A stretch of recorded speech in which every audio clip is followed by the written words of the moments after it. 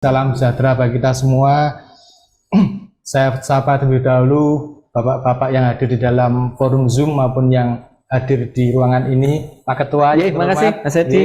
Terima kasih Pak Adi Prawito, Ketua Intakindo Jawa Timur. Ya Mas. Zoom. Selamat datang. Pak Dasul Zaniago, Pak Bambang Purwono selaku narasumber kita pada siang hari ini. Selamat datang Bapak-Bapak. Yang saya hormati pula rekan-rekan dari berbagai profesi. Di sini saya kenalnya ada Bu Yesi. Selamat siang Bu Yesi. Selamat siang Mas Edi. Ada Pak Agustinus ini juga auditor. Agustinus. Dan para hadirin. Bapak Ibu yang hormati, siang ini saya kira forum yang sangat luar biasa itu ya. Kita bisa menghadirkan beliau-beliau yang sangat kompeten di bidang auditor lingkungan. Kali ini kita akan menghadirkan Pak Dasul Zaniago dan juga Pak Bambang Purwono. Beliau ini memang menggeluti dunia audit lingkungan sudah sejak lama gitu yang saya kenal. Beliau ini guru-guru saya gitu ya. Pak Dasul ini punya lembaga pelatihan gitu ya, yang saya juga pernah ikut pelatihan di lembaga yang beliau kelola saat ini. Kemudian juga Pak Bambang Purwono. Pak Bambang Purwono ini sangat senior sekali. Beliau senior kami di Pertalindo ya, sekaligus beliau pengurus di pusat. Dan saya yakin beliau ini banyak sekali gudang pengalamannya. Banyak pengalaman-pengalaman, baik pengalaman di bidang audit lingkungan maupun penyusunan dokumen lingkungan. Saya kira beliau ini pakar yang sangat mumpuni gitu ya, pegawannya gitu ya Pak, pegawan lingkungan, karena beliau sebetulnya alumni dari KLHK gitu ya. Betul. Jadi nggak asing ya? Tidak asing kembali. Beliau pernah menjabat di Kementerian Lingkungan Hidup dan Kehutanan dan senior sekali di sana. Sekarang sudah pensiun dan masih menggeluti di bidang jasa konsultan dan aktif di berbagai organisasi. Berarti nggak pensiun Mas? Iya betul. Hanya sweet aja. Betul. Beliau retired gitu ya, tetapi masih aktif gitu ya, masih sangat aktif sampai dengan saat ini. Dan beliau juga sering memberikan pencerahan-pencerahan di grup WhatsApp gitu ya. Alhamdulillah. Nah, di grup WhatsApp Pertalindo ini seringkali maupun forum AMDAL Indonesia itu pencerahan-pencerahan dari beliau Pak Bambang Purwono ini sangat luar biasa gitu ya, sehingga sangat layak untuk kita hadirkan pada siang hari ini untuk memberikan berbagi ilmu ya kepada rekan-rekan semua, baik anggota Inkindo Jawa Timur maupun peserta dari luar anggota Inkindo. Baik, untuk mempersingkat waktu, saya bacakan terlebih dahulu kurikulum vitae narasumber kita pada hari ini. Yang pertama Bapak Insinyur Bambang Purwono, beliau pendidikannya dari Universitas Gadjah Mada selaku lulusan dari sarjana kehutanan. Jadi beliau ini satu alma mater dengan presiden kita ya, kehutanan UGM. Memperoleh berbagai sertifikat pelatihan baik dari dalam negeri maupun dari luar negeri, dari Amerika, Jepang, Australia, Filipina, dan beliau sering menjadi narasumber dari berbagai seminar dan juga pelatihan. Jadi pengalaman beliau menjabat atau bekerja di Kementerian Lingkungan Hidup ya dulu. Sekarang namanya Kementerian Lingkungan Hidup dan Kehutanan, dan pensiun di tahun 2005, dan saat ini aktif sebagai advisor dan juga konsultan dalam bidang pengelolaan lingkungan hidup dan juga asesor di LSK-nya Bu Yesi ini ya. Bu Yesi. Kemudian beliau juga aktif di berbagai organisasi, salah satunya menjabat Dewan Penasehat Pertalindo dan juga Dewan Pakar Pertalindo. Ini sekilas profil dari Bapak Bambang Purwono. Untuk narasumber berikutnya Pak Dasul Zaniago, ini juga guru saya itu Pak Dasul.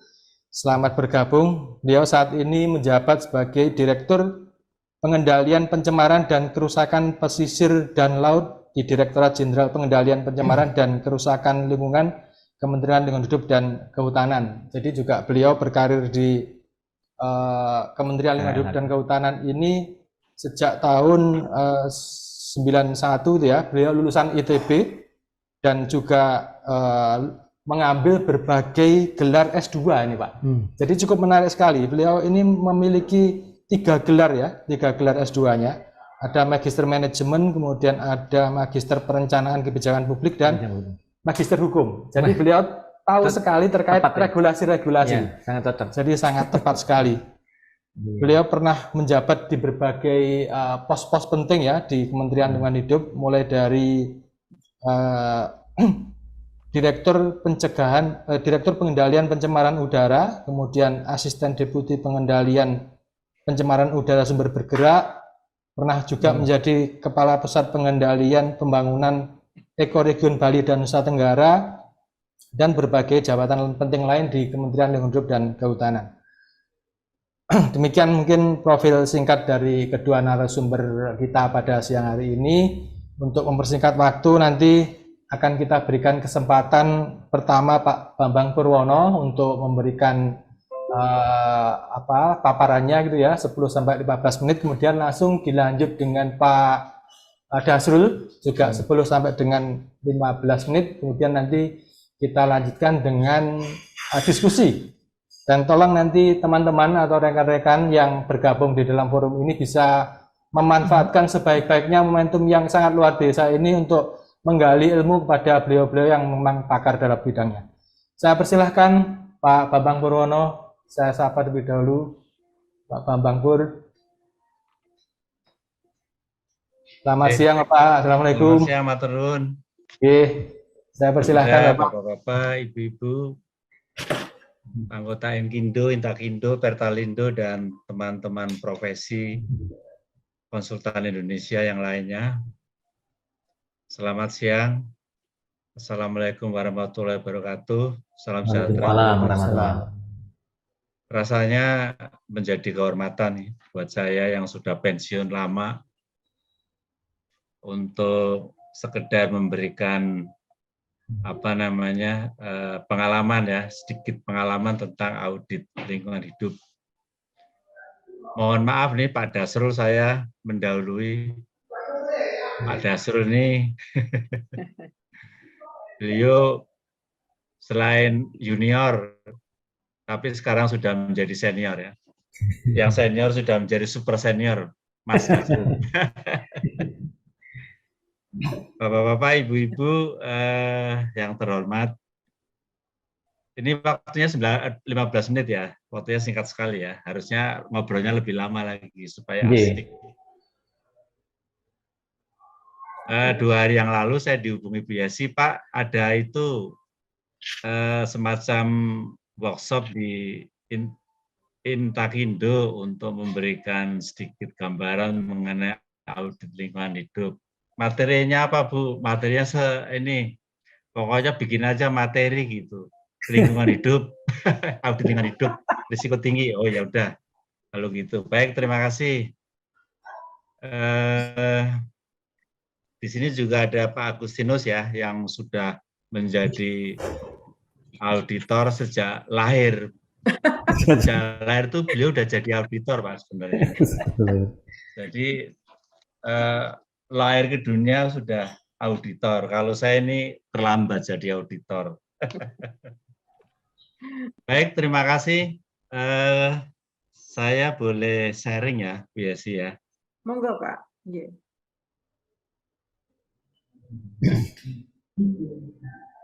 Sudah kelihatan? Bentar. Nah, sudah Pak. Iya. Ya ini sekedar ini aja karena waktunya 15 menit. Apa itu ya?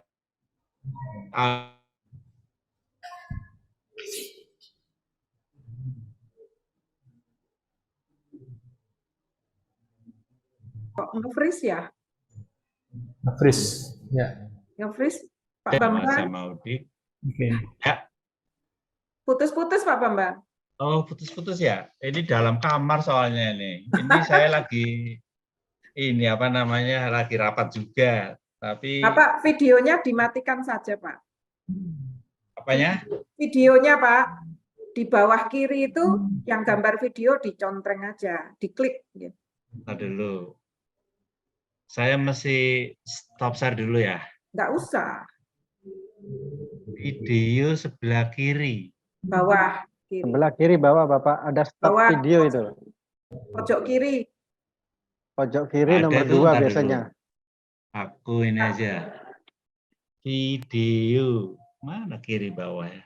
Kiri paling pojok bawah kiri Layar. ada gambar mic sama gambar itu. Kameranya. Kamera. Enggak.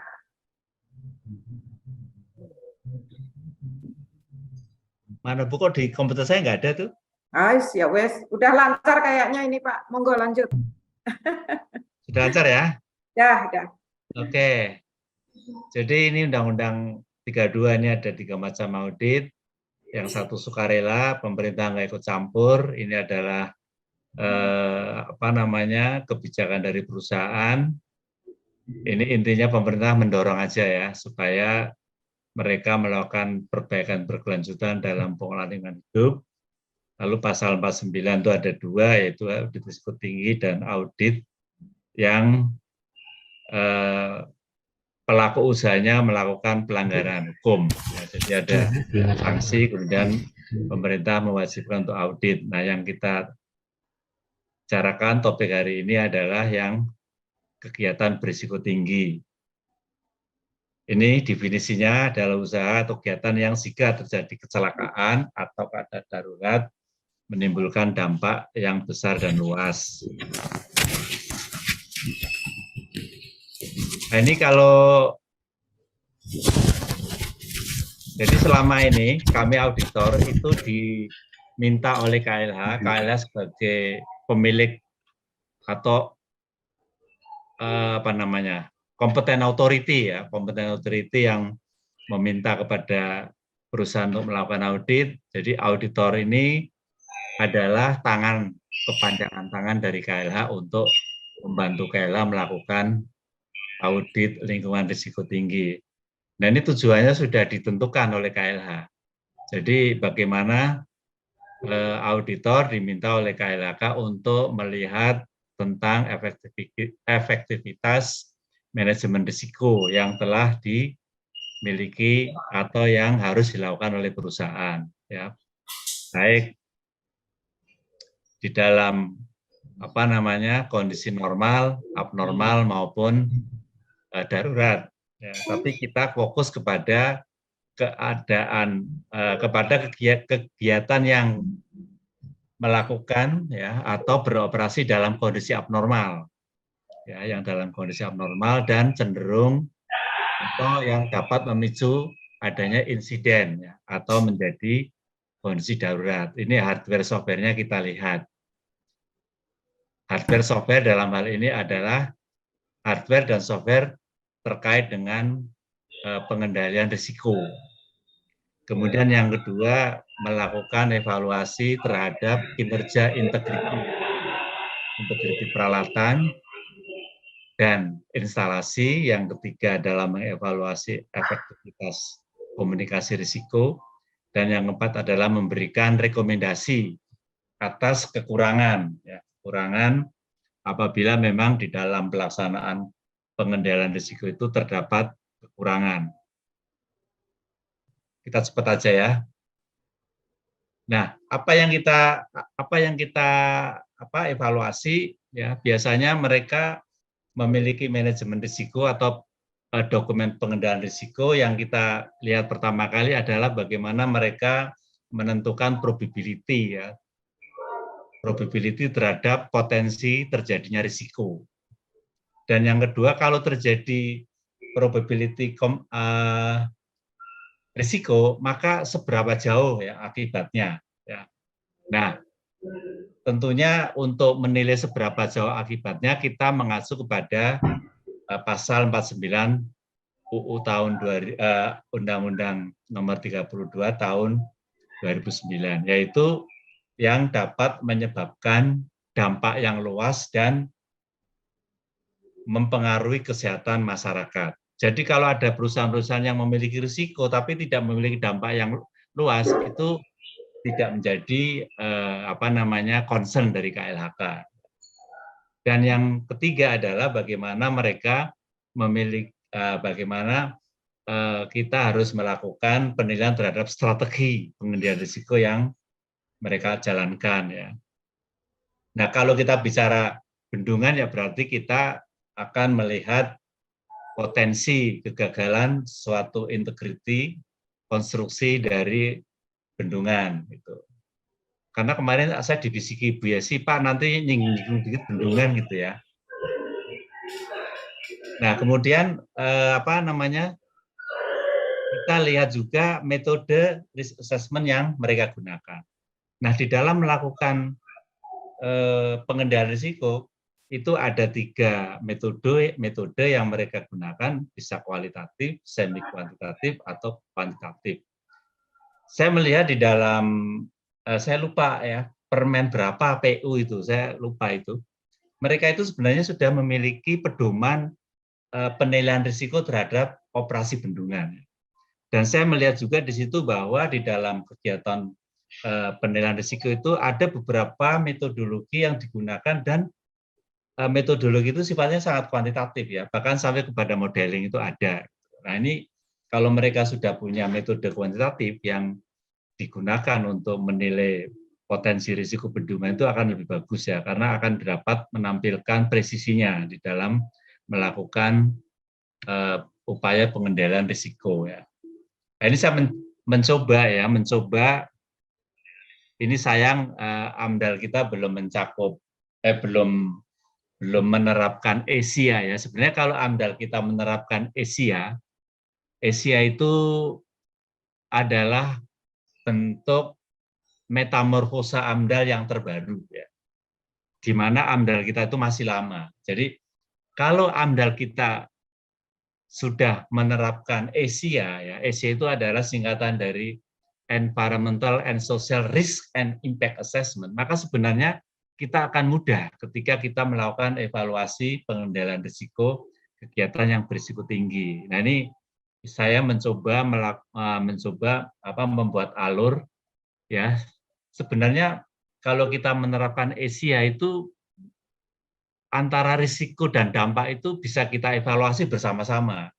Ini kira-kira anunya, flow-nya itu seperti ini ya. Bagaimana kegiatan itu memiliki risiko tinggi, kita identifikasi dampaknya apa, risikonya apa, kemudian kita hitung prediksinya seberapa besar, atau kita hitung analisanya, ya, kita hitung risikonya berdasarkan analisa risiko. Ini yang kita bisa kita pakai metodologinya, bisa kualitatif, kuantitatif, dan semi kuantitatif. Ini evaluasi risiko sama juga dengan evaluasi dampak gitu ya. Kita sama-sama evaluasi, kemudian bagaimana mitigasinya. Nah, mitigasi inilah yang kita tuangkan di dalam RKL RPL ya, kalau dampak lingkungan, tetapi kalau risiko lingkungan kita tuangkan dalam risk treatment atau risk control ya. Nah, kemudian apakah semua dampak itu bisa dikendalikan? Tentu ada yang namanya residual impact ya. Jadi dampak itu juga punya dampak sisa dan dampak risiko, sisa risiko. Nah, risiko yang sisa risiko atau sisa dampak yang ditimbulkan oleh kegiatan itu dapat dimitigasi enggak? Kalau dapat dimitigasi artinya kegiatan itu layak secara lingkungan, baik dari sisi dampak maupun dari sisi risiko dapat dikendalikan. Ya.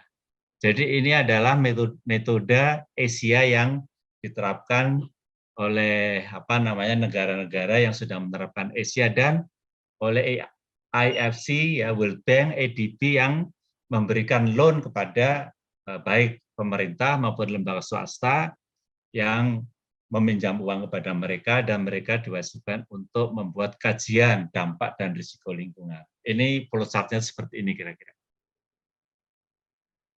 Nah ini salah satu pengalaman saya ketika melakukan audit ya, ini kebetulan saya ambil dari pabrik pupuk ya. Jadi pabrik pupuk itu punya dampak dan punya risiko. Nah dampaknya itu biasanya sudah dikaji dalam dokumen AMDAL, tapi risikonya belum. Nah risiko ini adalah kegiatan-kegiatan yang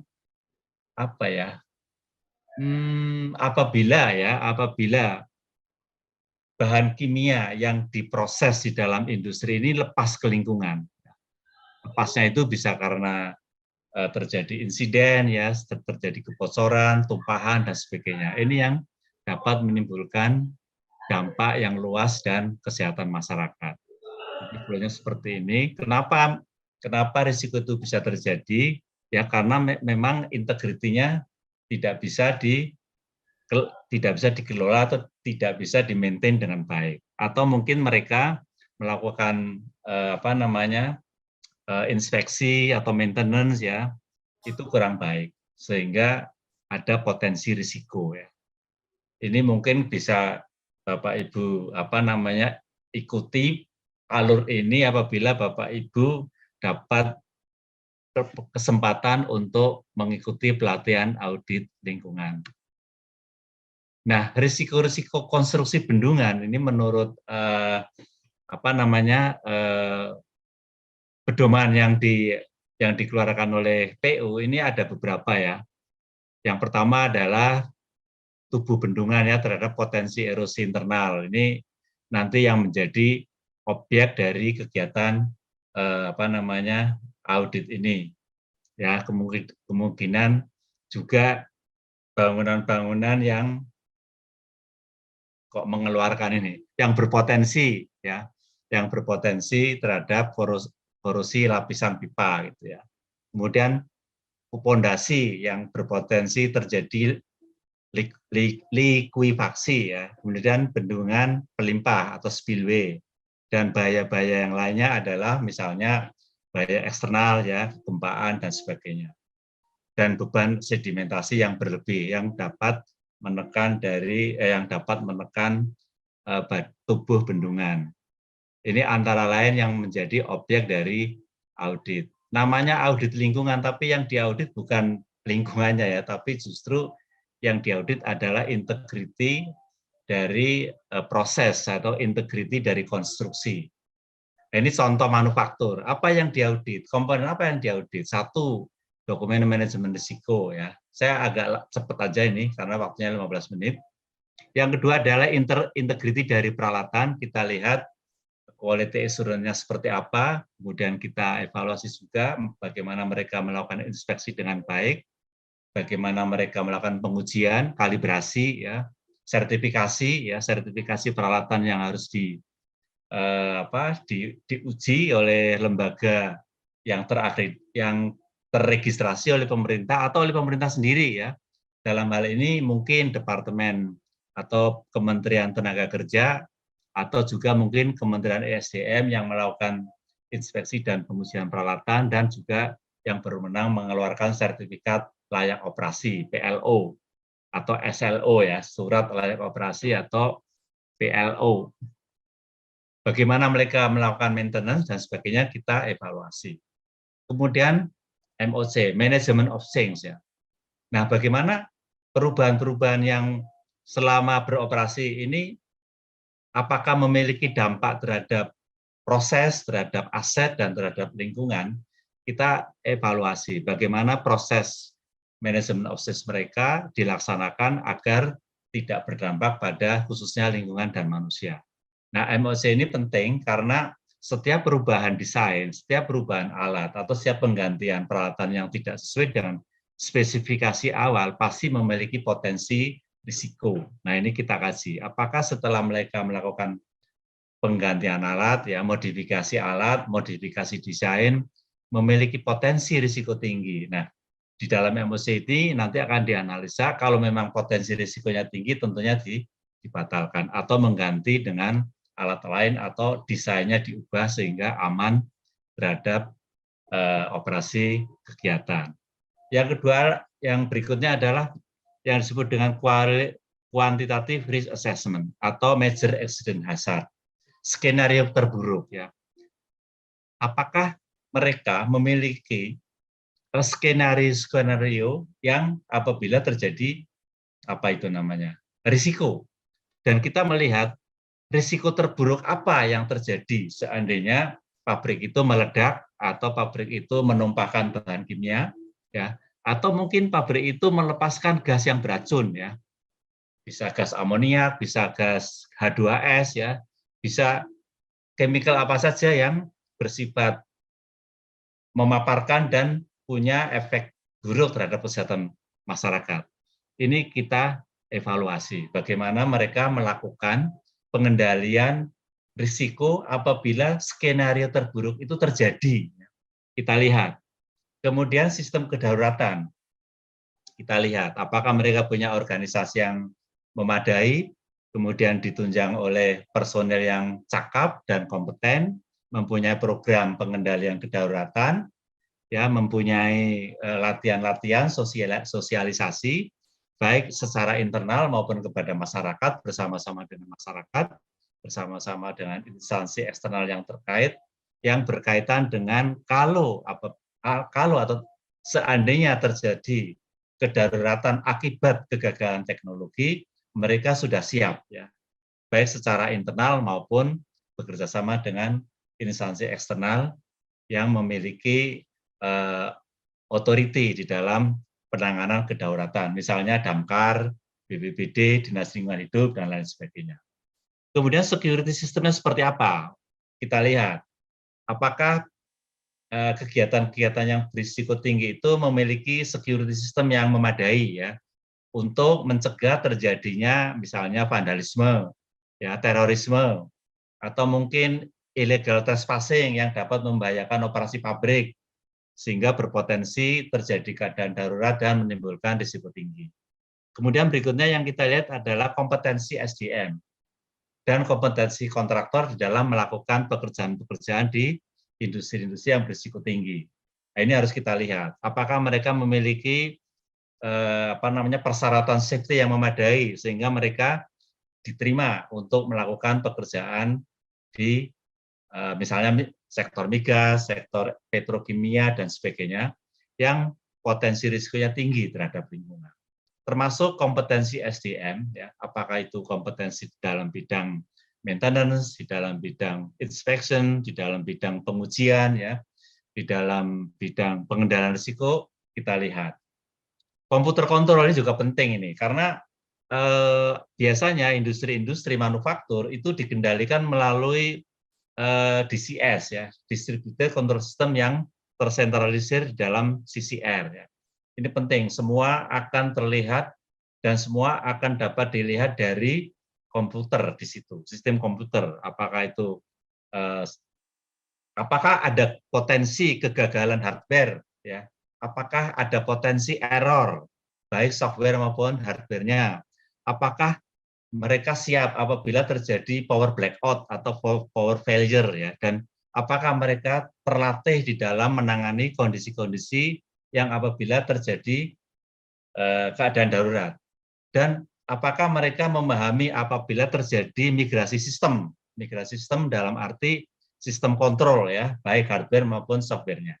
Dan yang berikutnya adalah bagaimana mereka melakukan komunikasi risiko, baik kepada masyarakat, kepada instansi pemerintah terkait, maupun kepada stakeholder lainnya. Karena komunikasi risiko ini sangat penting, terutama apabila, tapi mudah-mudahan nggak terjadi, apabila terjadi disaster, ya, atau katastrofik, ya, akibat dari kegagalan teknologi yang diterapkan di dalam pengendalian risiko.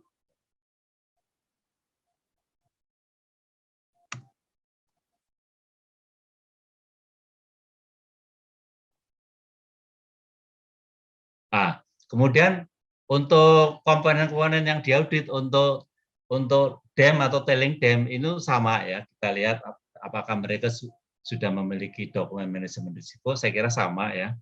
Kemudian integriti dari bendungan, ya, kalau tailing dam apakah mereka memiliki potensi amblesan, ya, konstruksi, karena tailing dam ini menampung beban yang lebih berat, ya, daripada air, ya. Tailing itu lebih berat volumenya, ya, dan ini punya potensi juga ambles. Apakah mereka juga mempunyai strategi risiko bagaimana apabila terjadi kegagalan pondasi dari tailing dam, ya. Atau kalau kita bicara mengenai bendungan, apakah konstruksi bendungan yang ada itu berdasarkan perkembangan waktu itu integritinya itu masih bisa dipertahankan. Kemudian kita juga sama, ya, bagaimana apakah mereka sudah menyiapkan risiko terburuk seandainya terjadi bendungan itu jebol, ya, seperti apa dampaknya seberapa luas dampaknya ke daerah hilir, dan bagaimana mereka melakukan pengendalian kedaruratan, mulai dari sistem early warning system, drill, bagaimana melakukan evakuasi, ya, melakukan evakuasi dan pertolongan ya kepada masyarakat, mereka melakukan sosialisasi, ya, kemudian evakuasi, dan bagaimana mereka melakukan pemulihan pasca terjadinya bencana. Security system juga kita perlu audit, ya, karena di dalam security system itu ada potensi juga, ya, terorisme misalnya, bom, ya. Kemudian SDM dan kontraktor kita evaluasi juga, dan komunikasi risiko sama seperti yang diterapkan untuk industri manufaktur. Nah, persyaratannya apa? Persyaratan untuk menjadi auditor, ya, utama dan auditor biasa itu pertama, ya, ini ada persyaratan-persyaratannya. Pertama, harus mengikuti pelatihan, ya, pelatihan. Kalau sudah mengikuti pelatihan, maka harus magang 2 kali, ya. Setelah magang 2 kali, ya, kemudian baru mengajukan ke lembaga sertifikasi untuk diuji menjadi auditor. Auditor menjadi auditor utama juga ada persyaratannya, misalnya selain mempunyai pengalaman melakukan audit, ya, jumlahnya berapa yang harus memenuhi syarat, yang minimal 2 kali itu, dan ada juga persyaratan yang harus dipenuhi, antara lain adalah memiliki pelatihan yang lain yang dapat menunjang kompetensi auditor. Ini bahan-bahannya udah saya sampaikan, dan terima kasih, kira-kira begitu dalam waktu yang singkat yang bisa kami sampaikan. Monggo, apakah langsung diskusi atau dengan Pak Dasrul dulu, nanti kita diskusinya belakang. Kami kembalikan kepada moderator. Monggo, kami kembalikan. Baik, terima kasih Pak Bambang atas paparan yang sangat luar biasa. Untuk mempersingkat waktu, saya persilahkan Pak Dasrul Caniago untuk memberikan paparan sekitar 15 menit, nanti baru kita lanjutkan diskusi tanya jawab. Baik, saya persilahkan Pak Dasrul. Terima kasih Pak Moderator, sudah kelihatan ya? Sudah, Pak. Ya, Pak. Oke. Selamat siang. Assalamualaikum warahmatullahi wabarakatuh. Waalaikumsalam. Jadi judul layar saya lihat peluang bisnis, gitu ya. Nanti kita bicara peluang bisnisnya. Yang menarik itu. Apa, gitu ya. Yang menarik itu sepertinya. Iya. Mudah-mudahan nyambung. Jadi peluang bisnis untuk audit lingkungan. Ini pindah screen-nya, bagaimana ceritanya ini? Oke. Sudah pindah di sananya? Sudah, Pak. Jadi kita bicara dulu dasar hukumnya, karena kalau tidak ada dasar hukum, mana mau orang melakukan sesuatu, ya. Jadi kalau tidak ada ancaman neraka, orang nggak beribadah, gitu. Itu kira-kira lah, ya. Jadi ada Undang-Undang 32 tahun 2009 tentang pelindungan dan pengelolaan lingkungan hidup, kemudian ada beberapa revisi, jadi dicontohkan dengan Undang Nomor 11 tahun 2020 tentang Cipta Kerja. Kemudian, nah ini tolong dikoreksi, saya ini sudah diubah atau belum, karena saya dengar-dengar Belum, Pak. sedang diubah, tapi nggak jadi. Belum Peraturan lahir. Menteri Negara Lingkungan Hidup Nomor 3 tahun 2013, ini di prosesnya waktu saya jadi asisten deputi standarisasi teknologi tahun 2010 sampai 2003, waktu itu saya di sana. Iya. Nah, kita sedikit kalau bicara tentang Undang-Undang Lingkungan Hidup, Undang-Undang Lingkungan Hidup itu ada 6 bagian di sana, ya. Ada perencanaan, ada pemanfaatan, kemudian dikendalikan, dipelihara, diawasi, dan kalau melanggar hukum di apa itu Bu Yesi, disabet, ya. Jadi dihukum. Hukum itu bisa pidana, bisa administrasi, bisa perdata. Iya.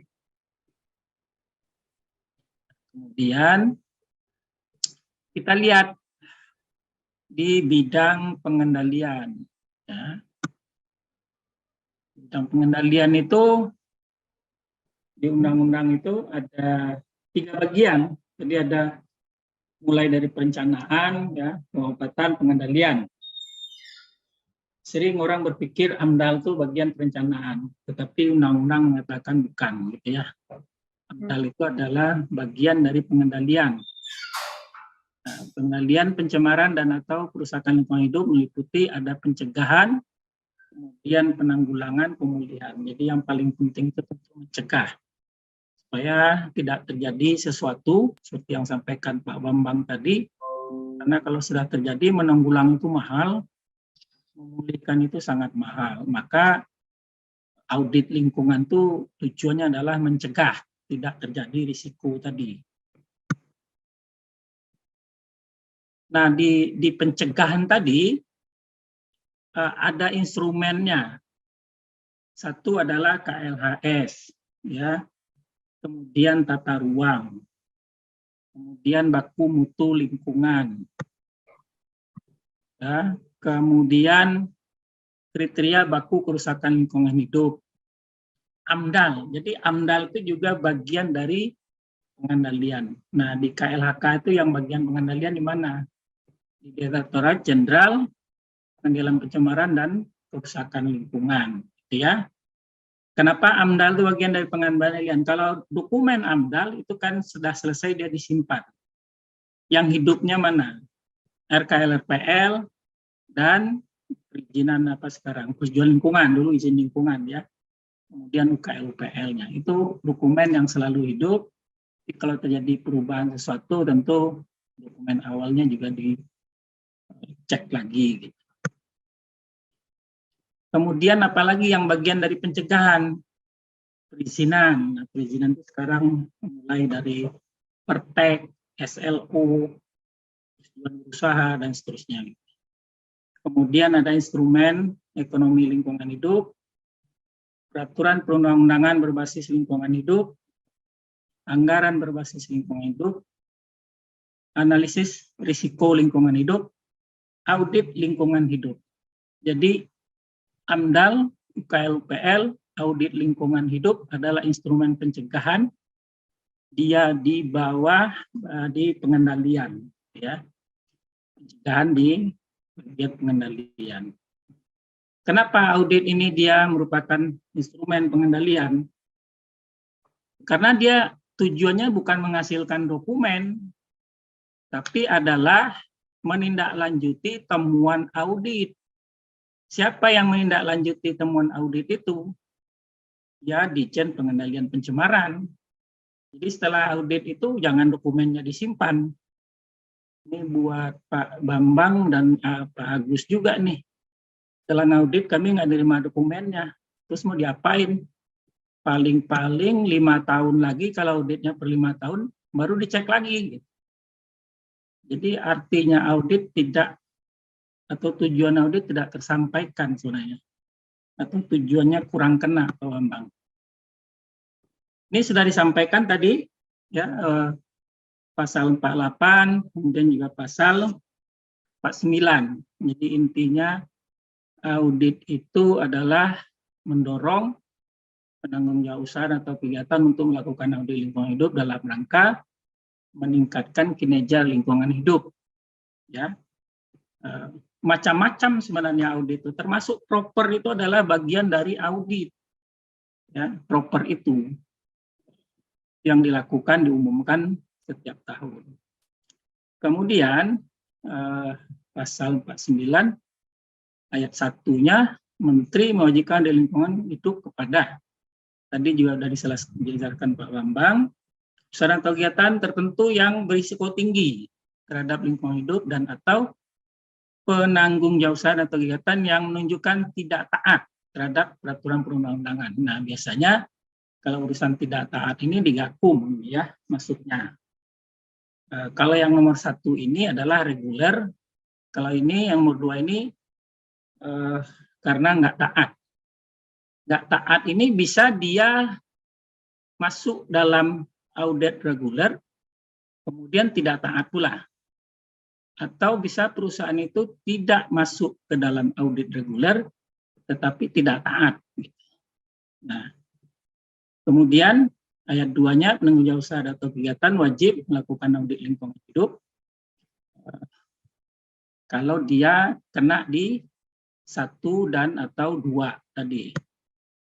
Ya. Pelaksanaan audit lingkungan hidup terhadap kegiatan tentu yang berisiko tinggi dilakukan secara berkala. Nah, ini merefer lagi yang disampaikan Pak Bambang tadi, itu yang berisiko tinggi. Nah, apa bedanya dengan proper gitu? Nah, kalau proper kan tidak hanya berisiko tinggi, tetapi lebih kepada bagaimana mereka taat kepada aturan-aturan yang berlaku. Ya. Nah, itu dilihat, mengevaluasi apa yang dilakukan selama 1 tahun. Nah, itu proper. Jadi untuk menemukan inti dari audit risiko ini pun lama polanya. Jangan sampai pula sama dengan proper, gitu ya. Audit lingkungan hidup, nah ini nggak perlu saya definisikan panjang lebar kali ya. Yang jelas mengevaluasi terhadap risiko tinggi atau memang perusahaan itu seperti yang disampaikan tadi itu tidak taat. Kemudian orangnya tentu memiliki kompetensi, kompetensinya sudah disebutkan oleh Pak Bambang tadi, ikut training, kemudian ikut ujian kompetensi.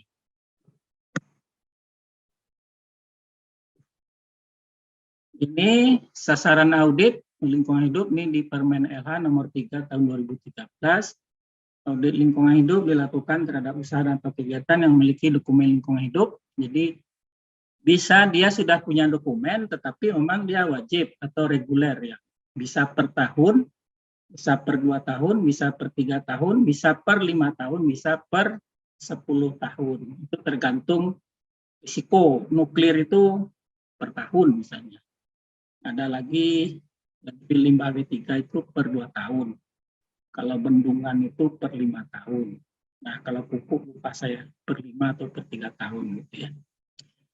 Kemudian audit lingkungan hidup dapat dilakukan terhadap lebih dari 1 usaha atau kegiatan yang berlokasi dalam 1 kawasan. Pasal 17-nya, usaha atau kegiatan tertentu yang berisiko tinggi terhadap lingkungan hidup dan atau usaha atau kegiatan yang menunjukkan kejahatan.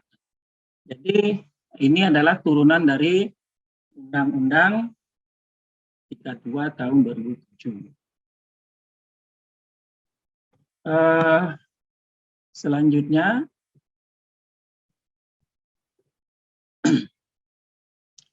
untuk usaha atau kegiatan yang menunjukkan tidak taat, nah ini dugaan-dugaan ya, satu adanya dugaan pelanggaran terhadap perundang-undangan di bidang pelindungan dan pengelolaan lingkungan hidup. Sekarang itu apa ya, ada perusahaan yang di Sumatera Utara itu yang mengaudit Pak Bambang atau siapa ya auditor utamanya, kayaknya Pak Bambang ya.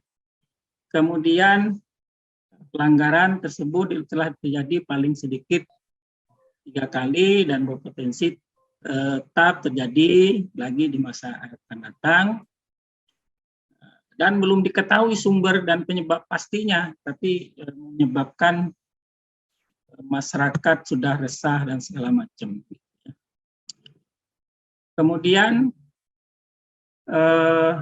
audit lingkungan hidup bagi usaha atau kegiatan berisiko tinggi terhadap lingkungan. Ya. Ini pasal 24-nya, audit lingkungan hidup dilakukan secara berkala sesuai periode audit lingkungan hidup yang telah ditentukan dalam lampiran Permen LH nomor 3 tahun 2013. Kemudian penanggung jawab usaha dan atau kegiatan menunjuk tim audit sebelum berakhir periode audit yang telah ditentukan.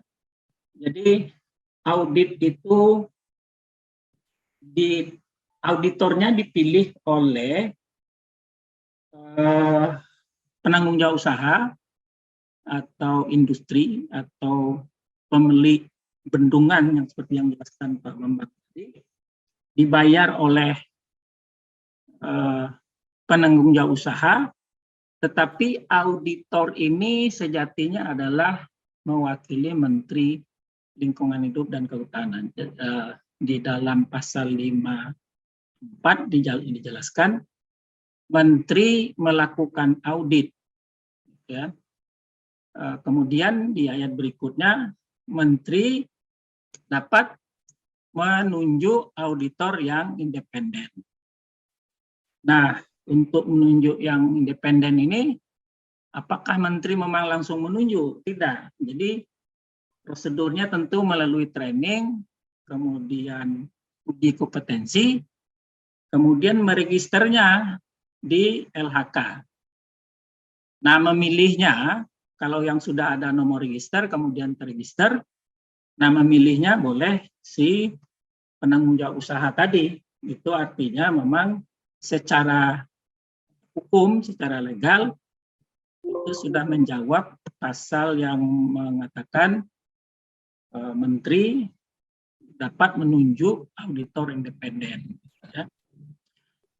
Kemudian audit ini juga harus minimum ada satu auditor utama, kemudian dibantu sekurang-kurangnya 1 atau 2 auditor.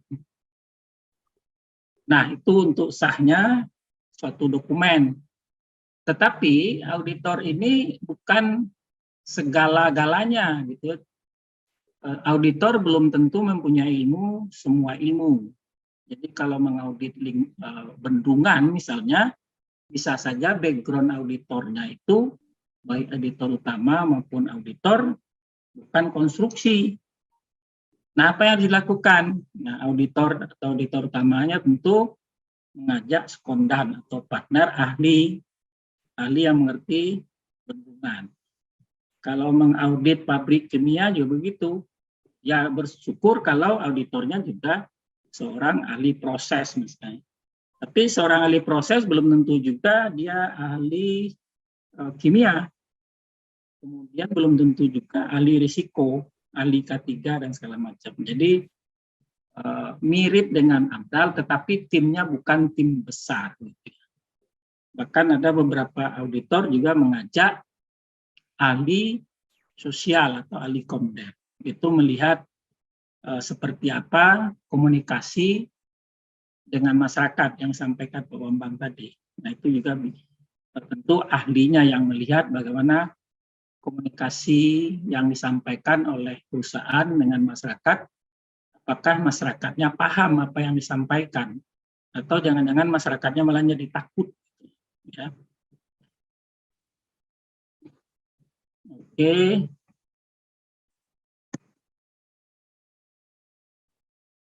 Nah, ini prosesnya. Bisa juga yang diaudit itu hasil pengawasan oleh pejabat keuangan itu yang melanggar tadi, ya, yang tidak taat. Usulan menteri atau kepala lembaga pemerintah ke kementerian yang bidang usaha atau kegiatan, itu juga itu yang tidak taat. Usulan dari gubernur atau wali kota ke menteri, itu untuk yang tidak taat tadi juga. Ini yang terdaftar, ya, usaha atau kegiatan berisiko tinggi. Sudah diselesaikan secara kekeluargaan. Jadi intinya data yang diberikan ke saya itu sudah aman. Nah, ini peluang-peluangnya, ya. Kita lihat satu, bidang perindustrian. Apa saja sih yang wajib audit? Industri semen yang dibuat melalui proses klinker, yang menerima limbah B3 bukan dari kegiatan sendiri sebagai bahan baku dan atau bahan bakar pada proses klinker. Jadi industri semen yang juga sebagai jasa pemanfaat limbah. Jadi skala besaran, semua besaran. Jadi kalau dia pemanfaat limbah yang cuman mungkin 1 truk per tahun, ya, karena di sini tidak ada batasan besaran pemanfaatannya, maka industri semen tersebut wajib audit dalam 3 tahun sekali auditnya. Nah, alasan ilmiahnya adalah dalam keadaan darurat ada risiko dampak yang luas akibat terlepasnya parameter dioksin dan furan. Kemudian pada saat audit wajib dilakukan pemantauan POAC, ya, Principal Organic Hazardous Compound. Kemudian industri petrokimia itu 3 tahun sekali juga auditnya. Yang diaudit itu ada amoniaknya, industri aromatik, industri parafin, pusat olefin, kemudian gas sintetik, format, asam asetat, dan amoniak, ya, dan industri pupuk. Kemudian lanjutan ada industri asetilen, ada industri bahan pestisida 3 tahun sekali juga, ada industri amunisi dan peledak itu 2 tahun sekali. Nah, ini bidang sumber daya energi dan mineral. Kegiatan pengolahan minyak dan gas bumi. Antara lain kilang minyak, kilang LPG, kilang LNG, ada besarannya, ya, di atas 10.000 BOPD,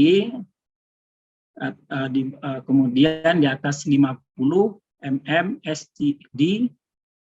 Ini kemudian untuk yang ketiganya, kilang LNG adalah lebih besar dari 550 mmSCFD, ya. Ini besar-besarannya. Jadi ini ada 3, kilang minyak di atas 10.000, kilang LPG di atas 50, kemudian kilang LNG di atas 550 dengan satuan masing-masing. Dalam jangka waktu 5 tahun sekali. Nah, alasan ilmiahnya di bawah ini atau di samping kanan.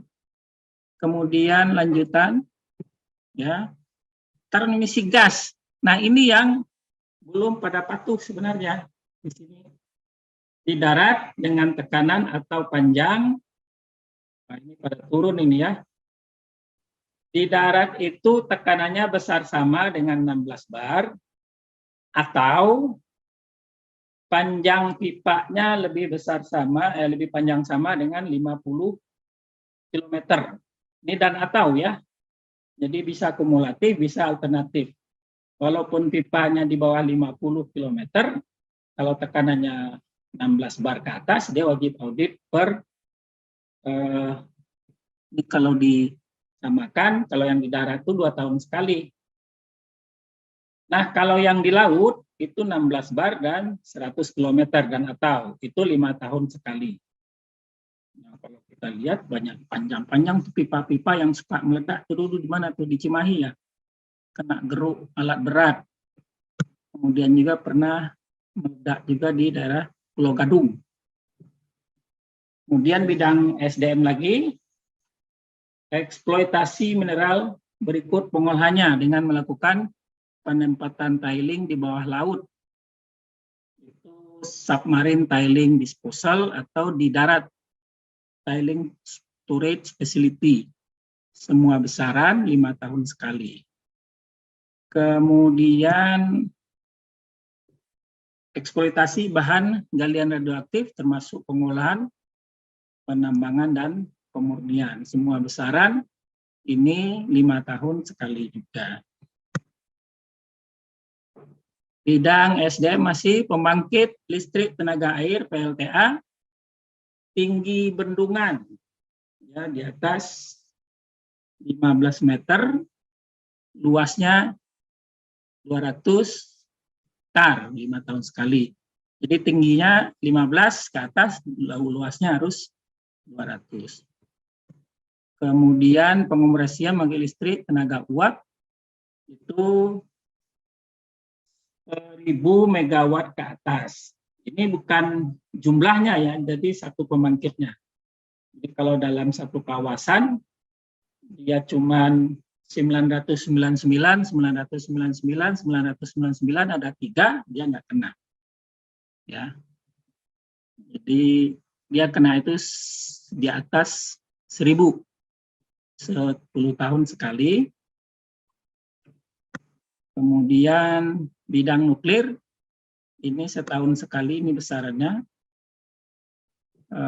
Bidang pengembangan nuklir juga ada. Ini pengoperasian reaktor daya atau PLN atau reaktor non daya. Besarannya kita lihat 2 mega apa itu MMWT. Di antara besar dari 2 MWT atau kurang sama dengan 100 MWT itu 3 tahun sekali. Ya. Kemudian ini ada satuan yang di atas lagi harusnya. Oke. Kegiatan pengolahan limbah B3 sebagai kegiatan utama ini 2 tahun sekali seperti PPLI tadi, penimbunan atau kegiatan lain yang terintegrasi dengan penimbunan. Nah, audit lingkungan itu ada 2, dia mirip-mirip AMDAL juga. Ada rencana audit lingkungan, kemudian ada laporan audit lingkungan hidup. Ya, jadi biasanya rencana auditnya ini disidangkan sekali ya kalau nggak salah ini. Kemudian laporan audit ini juga disidangkan, tapi tidak panjang-panjang seperti menyidangkan AMDAL. Nah, ini dokumen proses rencana audit, silakan dibacakan sendiri. Saya sudah bagikan ke ini laporan audit, tidak perlu saya sampaikan. Di bagian alir tata laksana audit. Terima kasih ya. Assalamualaikum warahmatullahi wabarakatuh. Waalaikumsalam warahmatullahi wabarakatuh. Terima kasih Pak Dasrul atas pemaparannya. Rekan-rekan Inkindo Jatim dan juga para peserta, saya kira kita sudah menyimak pemaparan yang sudah cukup menarik dari Pak Bambang Purwono maupun Pak Dasrul Caniago.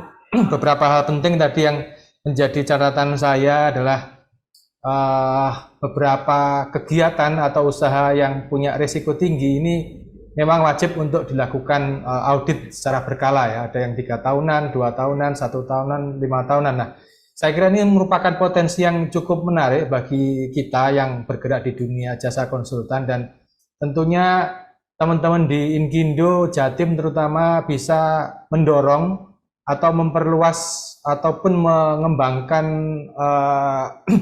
lingkup layanannya ke arah saya kira audit lingkungan ini yang masih sangat terbuka, dan tadi sudah dijelaskan oleh Pak Dasrul mekanismenya seperti apa. Kemudian tadi Pak Bambang Purwono juga sudah menjelaskan bagaimana menjadi seorang auditor, bagaimana persyaratannya. Saya kira ini bekal bagi kita semua untuk teman rekan-rekan di Inkindo Jatim dan juga rekan-rekan lainnya untuk bisa kita tangkap peluang-peluang ini. Oleh karena itu, mari kita buka diskusi kita pada siang hari ini. Kita buka sesi pertama, nanti kita batasi 3 orang. Silahkan nanti masing-masing yang akan memberikan pertanyaan maupun pernyataan-pernyataan lain ataupun klarifikasi, mohon bisa angkat tangan. Nanti akan kita pilih dan tolong bisa disampaikan secara singkat pertanyaan maupun hal-hal yang akan disampaikan. Saya persilahkan untuk 3 orang penanya terlebih dahulu. Ya Pak. Yang angkat tangan? Mana angkat tangan ya? Pak siapa? Pak Yogi Pak, bisa Pak? Pak Yogi, silakan Pak Yogi. Baik, terima kasih Pak. Pak Moderator. Mohon maaf tadi agak sedikit telat, namun inti daripada materi presentasi sore ini cukup menarik, terutama yang mengenai terkait sama peluang-peluang untuk audit lingkungan. Selama ini yang kita pahami bahwa audit itu kan sifatnya voluntary, sukarela mungkin ya, sehingga pihak konsultan mungkin merasa itu terbatasi dengan adanya voluntary. Namun audit ini kalau misalkan dikatakan inventory jika memang ada permasalahan, sehingga dari perusahaan berusaha untuk melakukan audit karena itu suatu perintah gitu. Jadi kata-kata voluntary yang ini memang masih banyak tersimpan di dalam benak teman-teman konsultan mungkin, jadi mungkin peluangnya kecil, tidak seperti AMDAL. Namun dengan penjelasan yang tadi yang disampaikan oleh Pak Dasrul mengenai ini jenis-jenis kegiatan yang mempunyai risiko tinggi. Dan kedua, mungkin dengan adanya Permen nomor 5 2021 tentang penyelenggaraan perizinan yang berbasis risiko, mungkin di situ kita bisa lihat kegiatan-kegiatan yang mungkin berisiko tinggi, di samping yang mungkin yang sudah disebutkan oleh Pak Dasrul mungkin ya. Nah, itu pertanyaan yang pertama terkait sama peluang mengenai audit lingkungan ini. Yang kedua, mungkin kaitannya audit lingkungan adalah suatu kegiatan yang mungkin namanya audit itu kan membandingkan dengan standar, Pak ya. Standar-standar yang ada, misalkan ISO 9000, 14000 seperti yang dijelaskan oleh Pak Bambang Purwono tadi, bahwa suatu bendungan juga harus dilihat ininya dan sebagainya. Kan itu juga ada masalah SOP tentang bendungan, SNI tentang bendungan. Di samping komposisi timnya memang harus dilengkapi dengan orang-orang yang berkompeten di bidangnya, baik itu manufaktur, bendungan, dan sebagainya. Sehingga komposisi tenaga ahli mengenai audit ini sangat bervariatif. Nah, ini pendapat saya yang tentang perbandingan, apakah tidak kita mengadop mengenai standar ISO 9000, 14000, dan 14000 terkait sama bidang yang kita audit itu, Pak. Sehingga itu juga membantu untuk membuat suatu laporan ketaatan sampai di mana ketaatan daripada si perusahaan tersebut. Demikian, Pak, mungkin Pak, dua hal yang ingin saya sampaikan. Terima kasih, Pak. Baik, terima kasih Pak Yogi. Pak Yogi dari mana ya? Mohon izin. Saya konsultan juga, Pak. Dari Jatim ya? Dari kebetulan di bertempat tinggal di Bogor, Pak. Oh, baik, terima kasih Pak Yogi Ya. dari Bogor.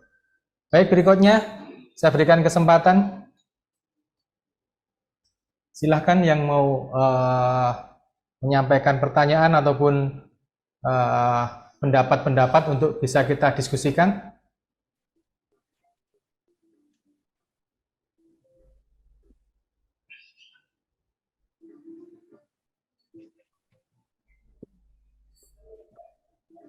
Sambil kita tunggu rekan-rekan yang akan memberikan pertanyaan ataupun diskusi, mungkin dari Pak Yogi ini bisa ditanggapi Pak Dasrul atau dari Pak Bambang, kami persilahkan. Pak Dasrul dulu, monggo, silakan yang terkait dengan peluang.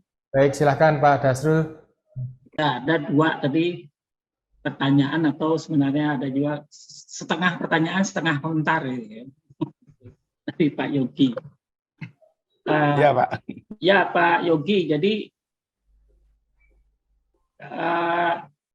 yang volunteer itu ISO 14000. Jadi sepemahaman saya itu ISO 14000 itu lebih kepada teknik marketing ya, teknik marketing ini. Daripada si marketing ini capek-capek menjelaskan bahwa perusahaannya sudah melakukan ini, melakukan itu, dan seterusnya, lebih bagus dia bilang kami sudah dapat 14.001 misalnya, selesai kan, ini bukti sertifikatnya. Nah, itu volunteer. Kalau yang audit lingkungan wajib ini, itu diatur oleh Undang-Undang 32/2009. Itu mulai dari pasal 48 sampai pasal 54. Kemudian diatur lagi di Permen nomor 3 tahun 2013. Kemudian ada diatur lagi di dalam Permen 01, Permen LHK nomor 1 tahun 2021. Itu syarat untuk mendapatkan proper hijau. Ya.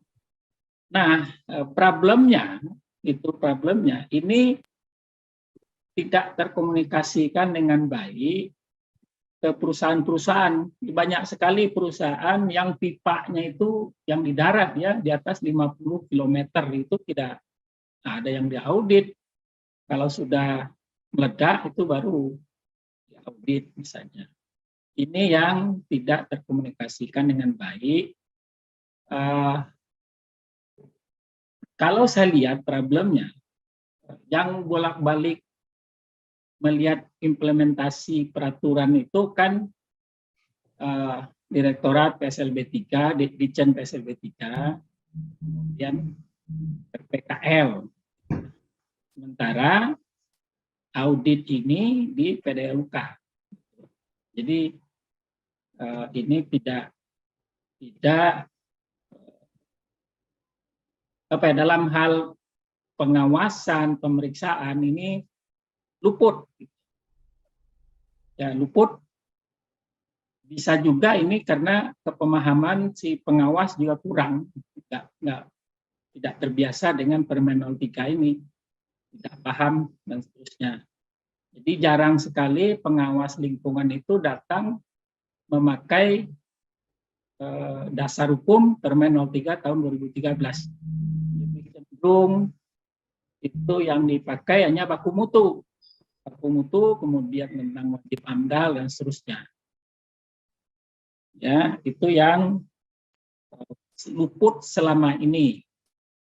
Kemudian satu lagi Pak Edi, apa yang kedua itu? Pak Yogi yang tentang yang berbasis risiko, Pak. Penjelasan mengenai Bapak tadi. Kemudian ada Permen PP nomor 5, Pak ya, tentang penyelenggaraan perizinan berbasis risiko, kan di situ ada rendah, menengah, dan tinggi. Jadi dia tidak bisa dicantolkan ke sana, Bapak. Tapi jenis kegiatannya yang berisiko tinggi bisa nggak, Pak? Kalau Permen 03 ini nanti direvisi, itu harus ditambahkan listnya. Jadi tidak bisa langsung dikaitkan ke sana. Jadi patokan audit risiko tinggi tetap Permen 03 tahun 2013. Ya, Pak. Nanti kalau ini direvisi, nah itu bisa ditambah atau diapakan, ya. Ya, tetapi mungkin Pak ya, kita sebagai pelaku jasa itu bisa juga nanti diarahkan mengenai ke Permen 03 misalkan gitu, tentang berbasis risiko ini. Apakah tetap nanti kita ini kan ke Permen 03? Gitu. Ya, tetap bisa 03 ya, Pak, ya? Karena itu wajib sejatinya. Cuman tadi pengawas lingkungan pun terbatas pemahaman terhadap permen ini, sehingga kalau ke lapangan hanya selalu yang dicek hasil analisa air limbah mana, limbah B3 mana, udara mana. Terus RKRPL selalu berputar di situ. Jadi tidak pernah mencek, Anda wajib audit reguler, risiko tinggi per 5 tahun mana dokumennya. Itu tidak ada. Ini per 2 tahun perusahaan Anda wajib audit, nggak ada. Ini Anda punya pipa di darat panjangnya 50 km. Mana auditnya? Per berapa tadi itu, 5 tahun atau 3 tahun gitu ya. Atau pipa Anda ini tekanannya 16 bar ke atas, walaupun panjangnya 10 meter gitu ya. Itu wajib diaudit. Nah, si pemilik pipa pun tidak paham, karena ini jarang diungkap di publik. Jadi ini salah satu hal yang bagus diungkap oleh Intakindo. Nah, kalau mau mengungkap lagi, ya diundang yang wajib-wajib audit ini, Pak, ya, supaya saling tahu. Kalau ini kan calon auditornya yang diundang, yang calon auditinya malah nggak paham juga. Oke. Itu Pak Yogi. Jadi dengan 03 ini aja sudah banyak sekali sebenarnya kalau orang itu taat gitu ya. Apa hitung aja pipa itu di Indonesia, pipa minyak itu berapa, pipa gas panjangnya berapa itu, coba berapa ratus ribu kilometer itu semua. Itu Pak Edi jawaban saya. Baik, terima kasih Pak Dasrul. Mungkin Pak Bambang bisa menanggapi yang terkait adopsi terhadap standar-standar yang ada di ISO mungkin, atau mungkin standar-standar yang lain. Silahkan Pak Bambang. Pak Terun. Jadi audit risiko tinggi ini kan berbagai macam ya. Ada yang terkait dengan kegiatan manufaktur ya. Misalnya pabrik semen, ya, petrokimia, ya, pabrik pupuk ya. Ada yang berkaitan dengan migas hulu ya, kemudian migas hilir, kemudian refinery gitu ya. Ada yang terkait dengan kegiatan KPU-an ya, yang terkait dengan bendungan, kemudian ada yang terkait dengan kegiatan pertambangan mineral yang tadi tailing dam gitu ya.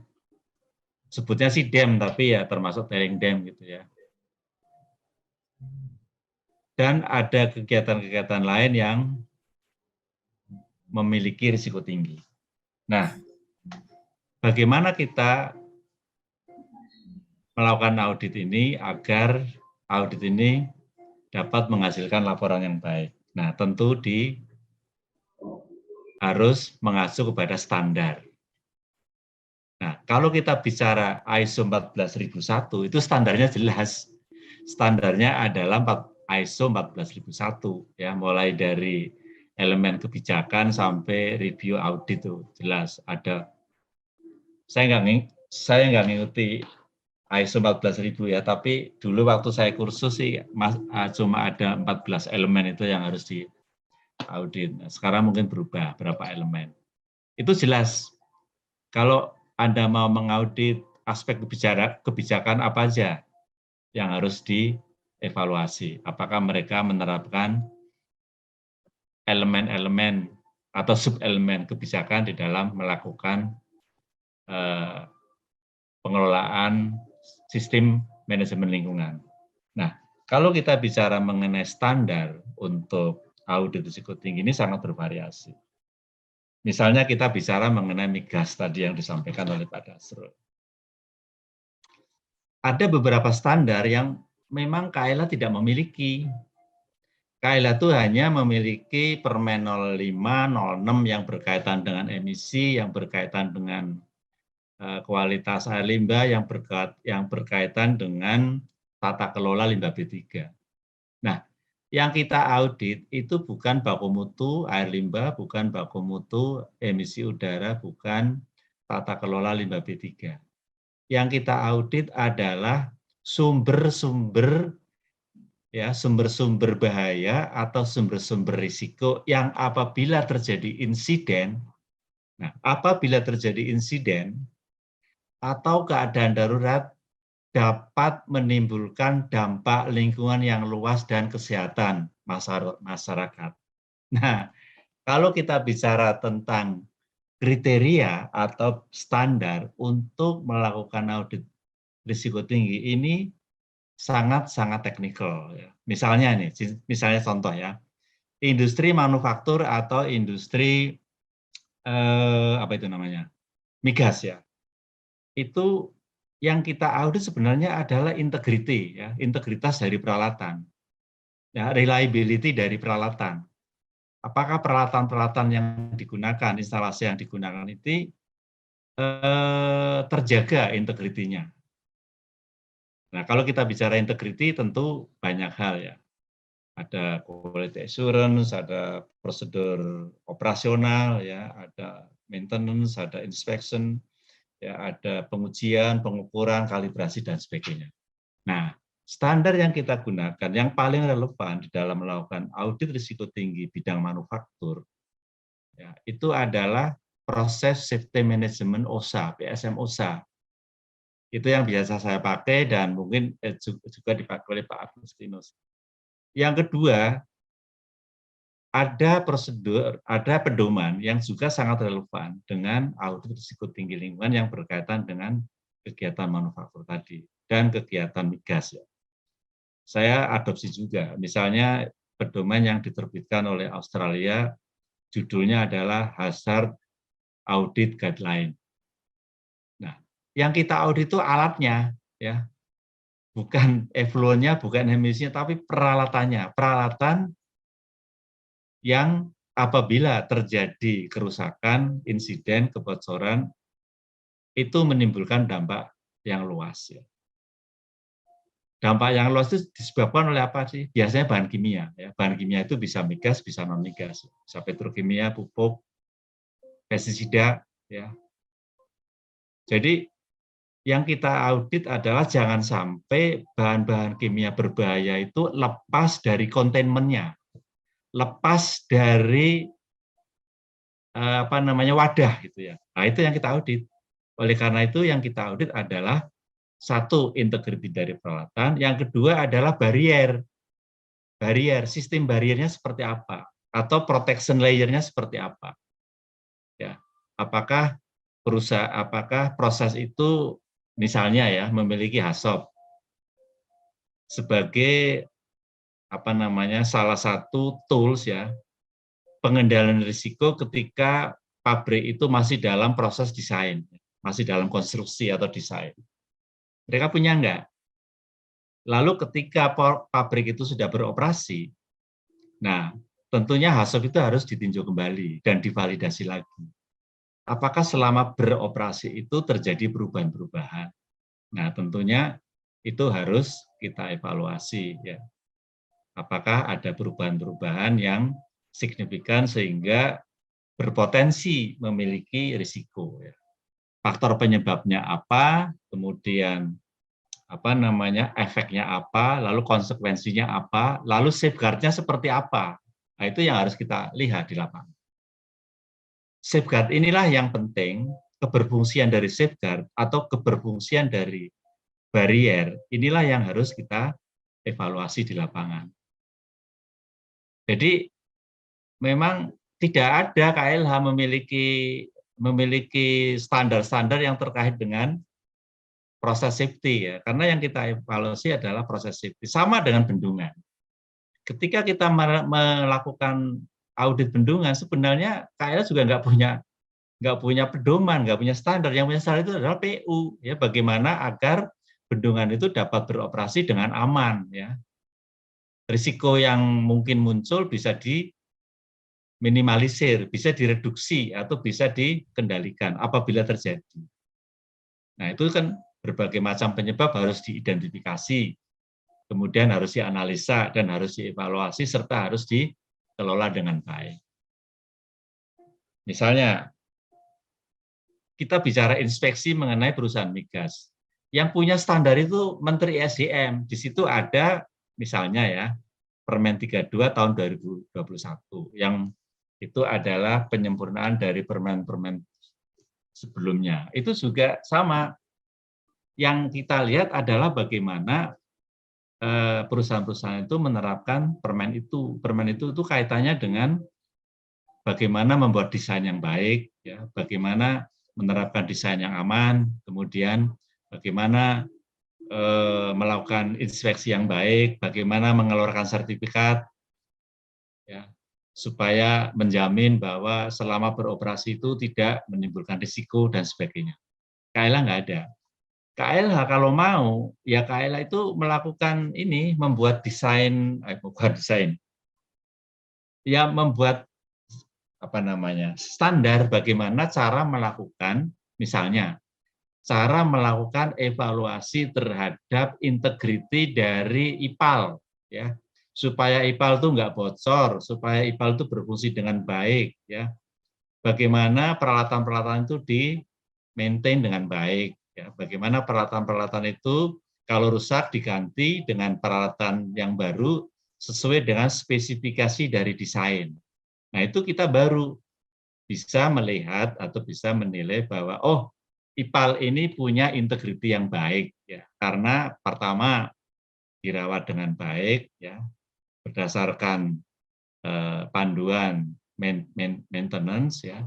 Oh, ini diinspeksi dengan baik ya. Bagaimana cara menilai bahwa itu diinspeksi dan di-maintain dengan baik? Tentu mereka punya manual.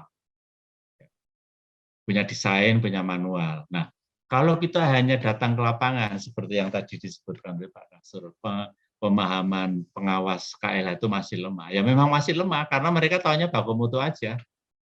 Mereka nggak ngerti teknik atau desain engineering dari IPAL itu nggak ngerti. Pengawas itu nggak ngerti mengenai spesifikasi dari peralatan emisi itu nggak paham. Taunya emisinya melanggar apa tidak itu. Nah, kalau dari prinsip pengawasan itu betul. Anda harus beroperasi sesuai dengan baku mutu. Kalau enggak, Anda melanggar. Tapi ketika misalnya KLH menugaskan, coba itu kinerjanya dilihat, kinerja dari serobong misalnya. Itu kita nggak bisa hanya mengukur, kita nggak bisa hanya mengumpulkan data dari hasil pengukuran laboratorium. Kita harus melakukan evaluasi terhadap kinerja alat. Nah, kinerja alat itu adalah sifatnya technical, ya, technical engineering. Nah, sama dengan tadi audit risiko tinggi. Nah, tadi saya bilang ya, jadi ISO 14000 itu hanya bisa dipakai untuk misalnya mengaudit sistem manajemen lingkungan, meskipun di dalam elemen-elemen ISO 14000 itu bisa kita adopsi sebagai standar. Misalnya tentang emergency preparedness, ya misalnya tentang aspek dampak itu bisa kita pakai. Tapi tidak seluruh elemen ISO kita gunakan. Nah ini tergantung dari jam terbang si auditor ya. Jadi karena belum ada panduan yang baku dari KLH, akhirnya apa? Setiap auditor itu memiliki apa? Bukan pemahaman ya. Kalau pemahamannya mungkin tidak sama. Memiliki ketelitian ya, kedalaman yang berbeda. Memiliki ketelitian dan kedalaman yang berbeda. Karena apa? Karena ketelitian ini tentu sangat berkorelasi dengan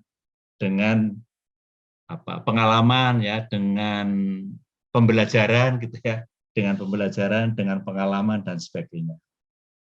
Nah, selain itu ya, kalau kita ingin melakukan audit manufaktur yang berkaitan dengan risiko tinggi, untuk kegiatan manufaktur non migas itu kita menggunakan standar dari Kementerian Tenaga Kerja ya, misalnya nomornya berapa ya? Uap, ketel uap gitu Pak. Ya, pokoknya di situ ada ketel uap, ada alat angkat angkut, itu banyak itu ya. Jadi kita berpedoman kepada permen yang diterbitkan oleh Kementerian Tenaga Kerja yang terkait dengan integriti alat ya. Integriti alat itu kaitannya dengan sertifikasi alat. Sebenarnya kalau kita datang ke perusahaan, mereka sudah punya sertifikat itu alhamdulillah ya, artinya probability untuk risiko itu sudah berkurang karena mereka sudah punya sertifikat apa namanya? Sertifikat SLO namanya, SLO. Sertifikat layak operasi ya.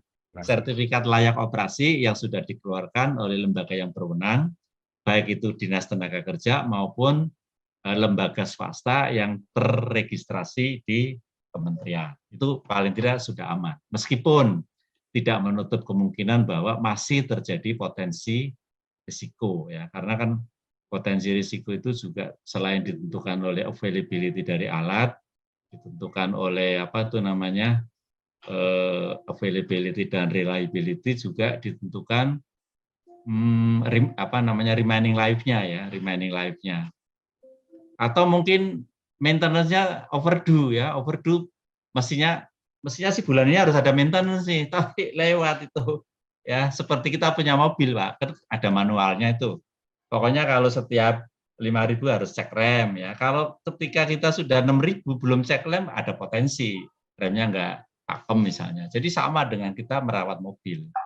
Jadi integriti peralatan itu sama dengan kalau kita melakukan perawatan mesin mobil misalnya, itu seperti itu. Nah, ini bagaimana saya sih mendorong ya konsultan-konsultan Indonesia yang punya berbagai macam keahlian, yang punya berbagai macam ilmu, bisa sumbang saran nih kepada KLH kalau nanti kalau ingin berpartisipasi dalam audit risiko tinggi. Lalu yang kedua mengenai peluang. Tadi sudah disampaikan oleh Pak Dasrul. Nah, sekarang ini audit risiko tinggi menjadi salah satu persyaratan pokok ya di dalam memperoleh broker hijau dan emas. Dan sekarang sudah banyak perusahaan yang melakukan audit risiko tinggi lingkungan. Itu Pak Agustinus itu kewalahan itu, kebanyakan pekerjaan. Saya juga Pak, saya itu sampai diminta sana sini jadi auditor utama, tapi saya batasi. Saya maksimum 5 aja setahun, nggak mungkin lebih dari 5. Kalau udah lebih dari 5 pasti hasilnya akan jelek. Jadi peluangnya bagus ya, karena sekarang sudah menjadi salah satu persyaratan. Iya Pak. Nah, yang ketiga saya ingin mendorong kepada konsultan. Ya sekarang ini kan KLH kan sedang kewalahan nih, KLH gara-gara PP 22 tahun 2021 nih, yang sifatnya sentralistik ya. Jadi kewalahan, kasihan tuh teman-teman KLH nih, kerjanya luar biasa, mungkin sampai nggak bisa tidur.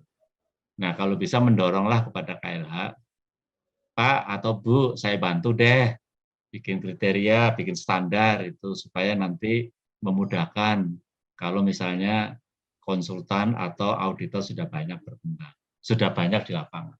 Nah sekarang tantangannya adalah KLH itu tidak sembarang mengakui lead auditor untuk melaksanakan audit risiko tinggi, masih sangat selektif. Nah, untuk itu saya mendorong kepada Inkindo, Intakindo, atau Pertalindo bagaimana menjembatani agar kompetensi audit risiko tinggi lingkungan ini bisa diperbanyak lagi. Karena KLH masih sangat selektif. Jadi beberapa auditor itu sangat kelelahan, tapi auditor yang lain yang sudah punya sertifikat auditor utama malah tidak dapat pekerjaan. Karena memang ini sangat spesifik.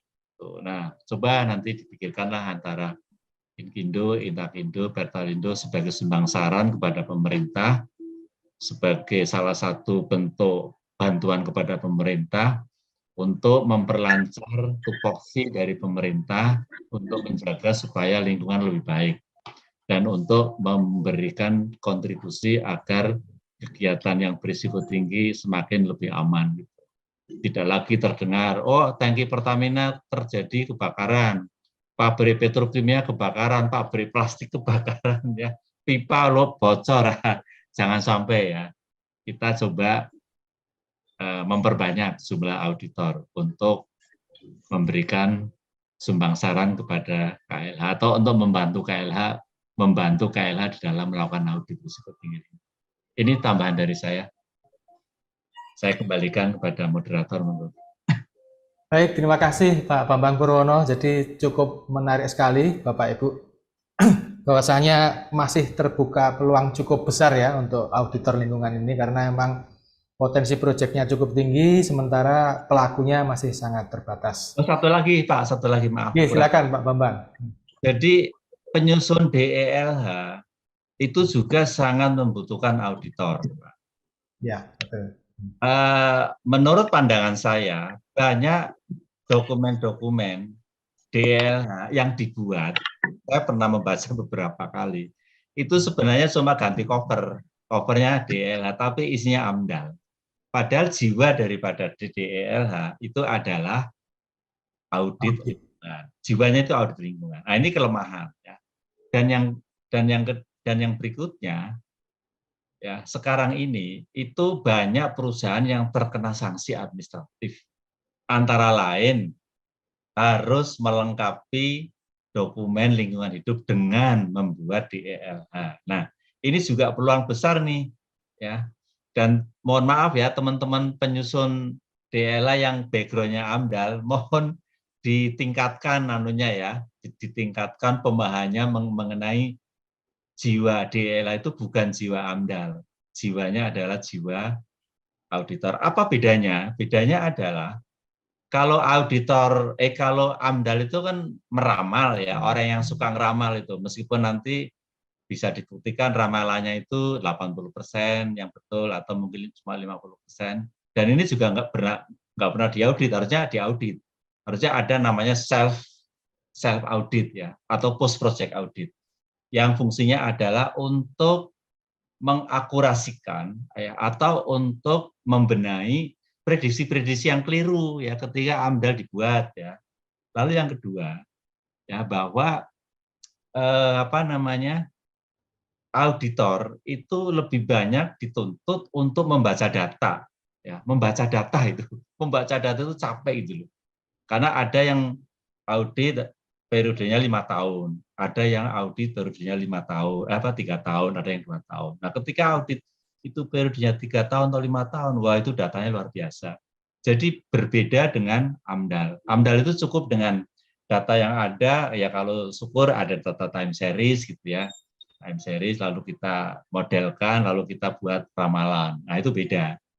Jadi inilah yang harus dibenahi ya kepada teman-teman penyusun DELH. Mari kita perbaiki kompetensi kita, mari kita tingkatkan kualitas penyusun dokumen DELH agar DELH itu betul-betul dijiwai oleh jiwa audit yang bisa memberikan sumbang saran kepada pengusaha atau pemrakarsa atau kepada pemilik kegiatan bahwa kekurangan yang dimiliki oleh perusahaan dalam melakukan pengolahan lingkungan itu bisa diatasi dengan cara melakukan evaluasi yang mendalam terhadap pengelolaan lingkungan yang existing, sehingga ke depan dapat menghindari sanksi administrasi yang diberikan oleh PPLH, baik itu dari pusat, dari provinsi, maupun dari kabupaten. Matur nuwun, Pak, monggo. Nggih, matur suwun Pak Bambang. Jadi sangat berbeda antara AMDAL dengan DLH nggih. Kalau AMDAL itu sifatnya kita meramal ke depan, kalau DLH ini sifatnya kita mengaudit dengan mencari bukti-bukti atau evidence yang sudah terjadi. Begitu nggih Pak Bambang ya? Iya, betul. Ya, terima kasih. Mungkin kita buka berikutnya. Tadi sudah angkat tangan dari tadi itu Pak Oki Yovan, dan nanti bisa dilanjutkan dengan Bu Indasah. Saya silahkan. Saya persilahkan. Sore, Ya, silakan Pak Oki. ya mohon izin bertanya Pak. Silakan Pak Oki. Ya baik, terima kasih. Ini kan tadi ada penjelasan bahwa audit lingkungan ada yang sifatnya sukarela dan wajib Pak ya.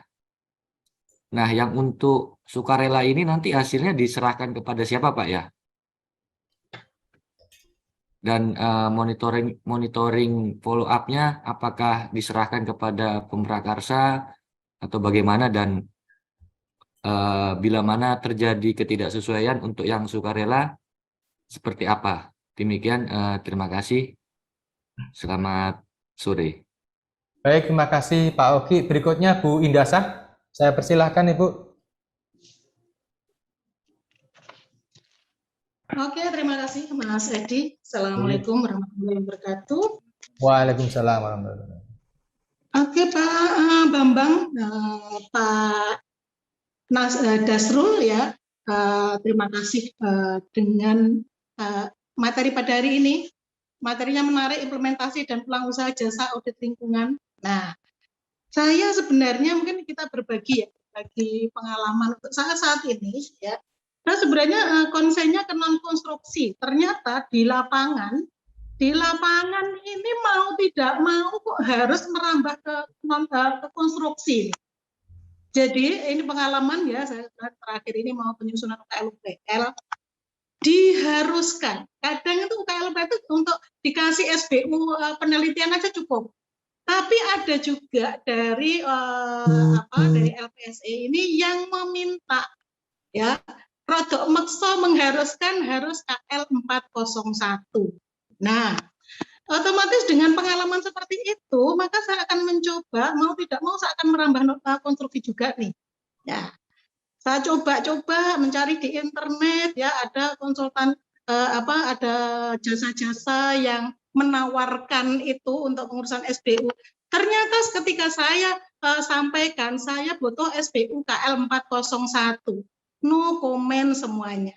Sehingga ini pertanyaan saya, mohon petunjuknya bagaimana sih, karena ini salah satu peluang usahanya kalau jasa audit lingkungan itu mungkin bagi Mas Edi itu sudah gojangan, tapi bagi saya itu sudah masih terlalu muluk, sehingga kami mohon penjelasannya bagaimana ya, karena untuk memulai peluang usaha yang dari non konstruksi ke konstruksi itu butuh tahapan-tahapan yang mana bagaimana saya bisa memperoleh SBU KL 401.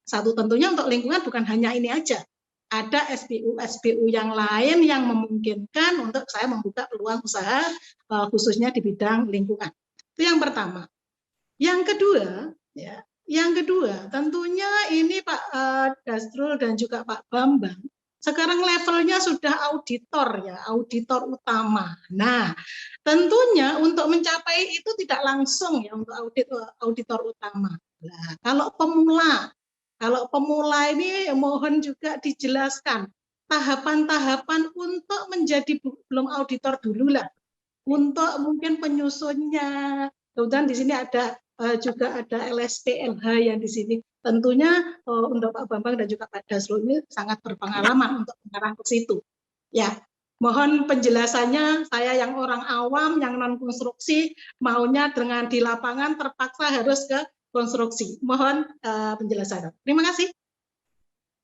Baik, matur suwun Bu Indasah dan juga Pak Yovan. Tadi ada 3 pertanyaan penting yang saya catat dari Pak Yovan ini terkait audit. Ini kan ada sukarela dan ada yang wajib gitu ya. Kemudian hasilnya nanti akan diserahkan ke siapa ini bagi yang sukarela.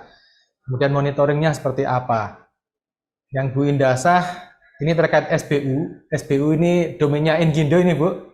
Karena Inkindo ini merupakan rumah bagi kita semua terkait bagaimana mengurus SBU 401 ya, yang sekarang sebetulnya sudah berubah menjadi RK 005 Bu Indasah, sesuai dengan regulasi yang terbaru. Nah, prosesnya seperti apa, bagaimana persyaratan dan sebagainya, saya kira Bu Indasah nanti bisa langsung datang ke Sekretariat Inkindo, ketemu dengan Pak Koirul atau Pak Ibnul gitu ya, untuk bisa mendapatkan pencerahan bagaimana melengkapi persyaratan-persyaratan dan juga prosedur terkait pengurusan SBU atau sertifikat badan usaha untuk RK 005 ya, untuk penggantinya KL 401. Kemudian yang terakhir ini terkait proses untuk menjadi seorang auditor. Nanti terserah nanti Pak Bambang atau Pak Dasrul bisa memberikan pencerahan bagaimana sih tahapannya.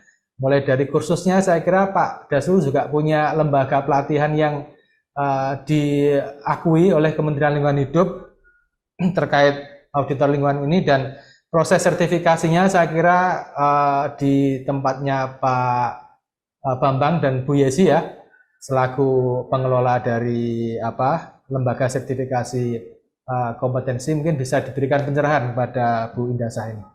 Saya persilahkan mungkin Pak Bambang atau Pak Dasrul terlebih dahulu. Saya persilahkan. Monggo Pak Dasrul dulu aja. Silakan Pak Dasrul. Ini Terima kasih, potensi calon peserta didik Pak Dasrul nih Pak. Iya, Pak Dasrul itu lembaganya hebat, udah lama loh. Untuk Pak Yovan dulu tadi ya, yang sukarela. Sukarela itu kan dia tidak diatur dalam Undang-Undang 32. Jadi sepemahaman saya, sukarela itu diatur di ISO 14.000 gitu.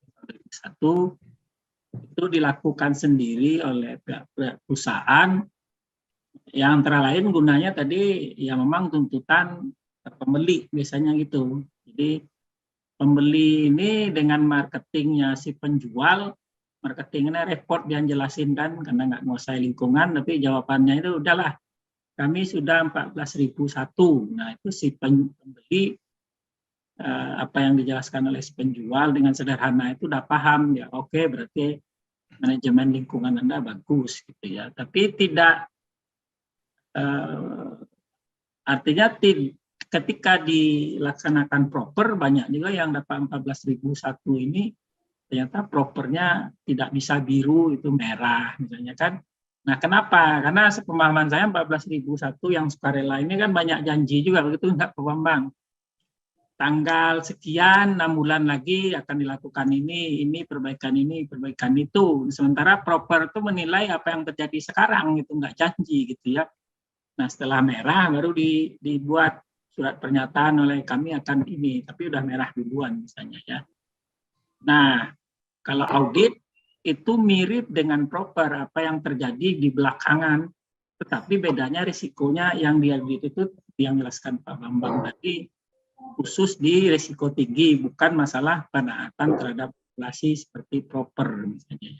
Itu perbedaannya.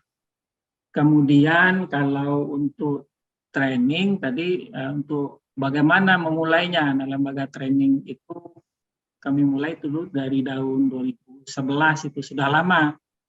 Jadi belum orang berpikir, kami dulu sudah berbuat itu Pak Bambang ya. Sudah banyak yang dilahirkan, tapi kadang-kadang juga menghilang Pak Bambang. Karena tadi peluang itu sedikit, kemudian ternyata mengaudit itu memang susah, jadi tidak ada juga yang apa istilahnya Pak Bambang, yang benar-benar sungguh-sungguh. Ya, karena ngaudit itu tidak bisa main-main ya, dia tidak bisa mengatakan kira-kira ke depan dampaknya begini, nggak bisa gitu ya. Jadi kita benar-benar mau menganalisa data. Nah prosedurnya untuk menjadi auditor tentu satu pengalaman, ya pendidikan S1 gitu ya. S1 kalau sekarang mungkin D4 bisa ya Bu Yesi ya. Ya Pak. Kemudian pengalaman itu kalau auditor utama itu pengalaman lingkungannya 5 tahun. Tetapi materi ujian untuk auditor utama itu berbeda dengan auditor. Kalau auditor itu hanya masalah teknis, kalau auditor utama ada masalah manajemen. Jadi ada unit kompetensi yang ditambah sekitar 4 atau 5. Ini Pak Bambang nih yang asesor nih. Kalau saya pengajarnya, beda. Jadi kalau pengajar nggak boleh jadi asesor, nanti dia bias gitu ya. Ntar muridnya lolos semua, gitu gimana? Gitu. Ya. Nah, jadi setelah training, di training itu juga dibekalin satu praktek audit, walaupun kadang-kadang untuk mendapatkan data di tempat praktek nggak mudah gitu ya. Bisa praktek aja udah syukur kita, karena perusahaan mana mau sih dibongkar-bongkar datanya gitu ya. Bisa praktek sesederhana mungkin sudah bisa, sudah. Yang penting caranya dulu gitu ya. Kemudian setelah training praktek, kalau di tempat kami difasilitasi lagi praktek 2 kali ya. Setelah praktek waktu training, kemudian praktek lagi. Nah, setelah itu dikeluarkan surat keterangan bahwa sudah praktek audit 3 kali dan membuat laporan dan lulus. Jadi di lembaga kimia dan limbah B3 itu trainingnya saja ada lulusnya. Jadi nggak bisa training terus dapat sertifikat, nggak ada. Jadi ada sertifikat pengikutan training ada, tapi sertifikat lulus training ada lagi. Nah, sertifikat peserta training itu tidak bisa dipakai untuk masuk ke LSH, LSP-nya LH, Intakindo, karena tidak ada tanda lulus. Nah, kalau nggak lulus harus ngulang. Ya, bisa lulusnya, tidak lulusnya karena ujian. Jadi di training itu, di training audit ini ada ujian. Kalau tidak lulus ya silakan ujian lagi, sampai lulus kami layani. Kemudian ada juga yang nggak lulus karena praktek auditnya nggak lulus. Nggak lulusnya biasanya di presentasi atau di laporan. Ya, jadi laporan juga harus serius, presentasi. Tapi presentasi ini kelompok biasanya. Itu dan nilainya, kemudian membuat laporan masing-masing supaya merasakan gimana sih caranya ngetik gitu ya. Biasanya jadi bos kan malas ngetik tuh, nggak lulus tuh. Ya, jadi laporan. Nah, apa yang disampaikan Pak Bambang tadi benar, kalau backgroundnya AMDAL itu laporan auditnya itu tipikal AMDAL gitu. Banyak gitu ya. Kata-katanya bagus. Memang kata-kata itu harus bagus gitu ya. Tetapi tidak mendalam. Tapi kami menghargai itu karena memang latihan gitu ya. Nah, itu 3 kali, jadi praktek pas training sekali, kemudian 2 kali setelah itu. Nah, dibuat surat keterangan lulus praktek audit, lulus training. Ya, ada 2 itu surat keterangannya. Nah, itulah yang dibawa ke LSP-LH yang partnernya kami. Nah, di sana silakan pilih. Mau pilih sebagai auditor utama, ya yang menyeleksi timnya LSP-LH ini. Ini memenuhi syarat nggak sebagai auditor utama atau auditor. Tapi saran saya pilih auditor dulu gitu ya.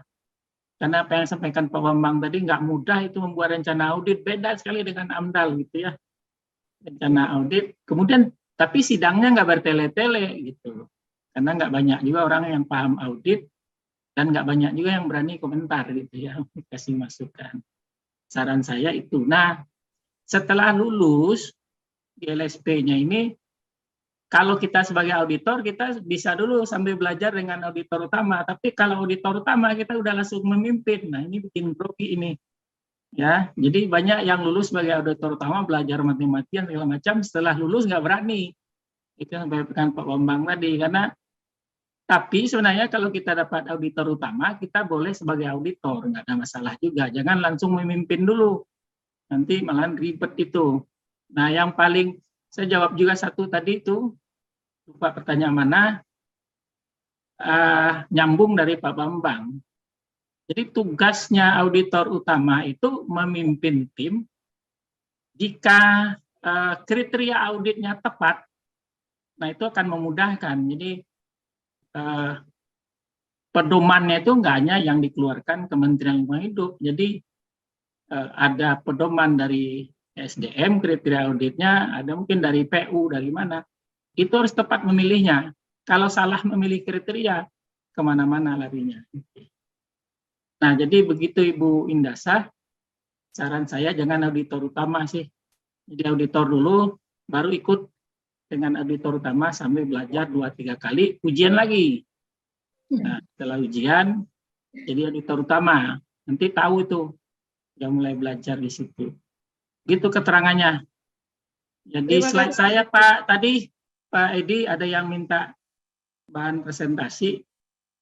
Di slide terakhir saya adalah alamat web kami, bisa dilihat-lihat. Terima kasih. Silakan Pak Bambang kalau ada tambahan koreksi silakan. Ya, tambahan dikit Pak Dasrul. Jadi tadi mengenai mengenai audit sukarela ya. Ada audit sistem, tapi audit sistem juga sebenarnya tidak sukarela juga karena diwajibkan oleh beberapa lembaga yang kalau tidak memiliki audit sistem itu bisa dapat semacam misalnya tidak memiliki audit ISO 14001 atau tidak memiliki audit K3 45001, itu ada lembaga-lembaga tertentu yang tidak bisa menerima produk-produk dia. Yang ingin saya tambahkan sedikit adalah audit sukarela itu juga pasarannya banyak loh. Saya pernah ya tahun 2006 itu membuat audit perusahaan migasnya Bakri. Waktu itu perusahaan migas Bakri ada 3 ya, 1 di Pangkalan Susu, 2 di Jambi, Jambi itu Gelam ya. Yang ketiga itu di Kaltim, Semco, ya, Sembrah Oil Company. Dia mau utang bank, tetapi oleh bank itu Anda boleh utang untuk peningkatan investasi Anda, tapi saya minta informasi lingkungan Anda.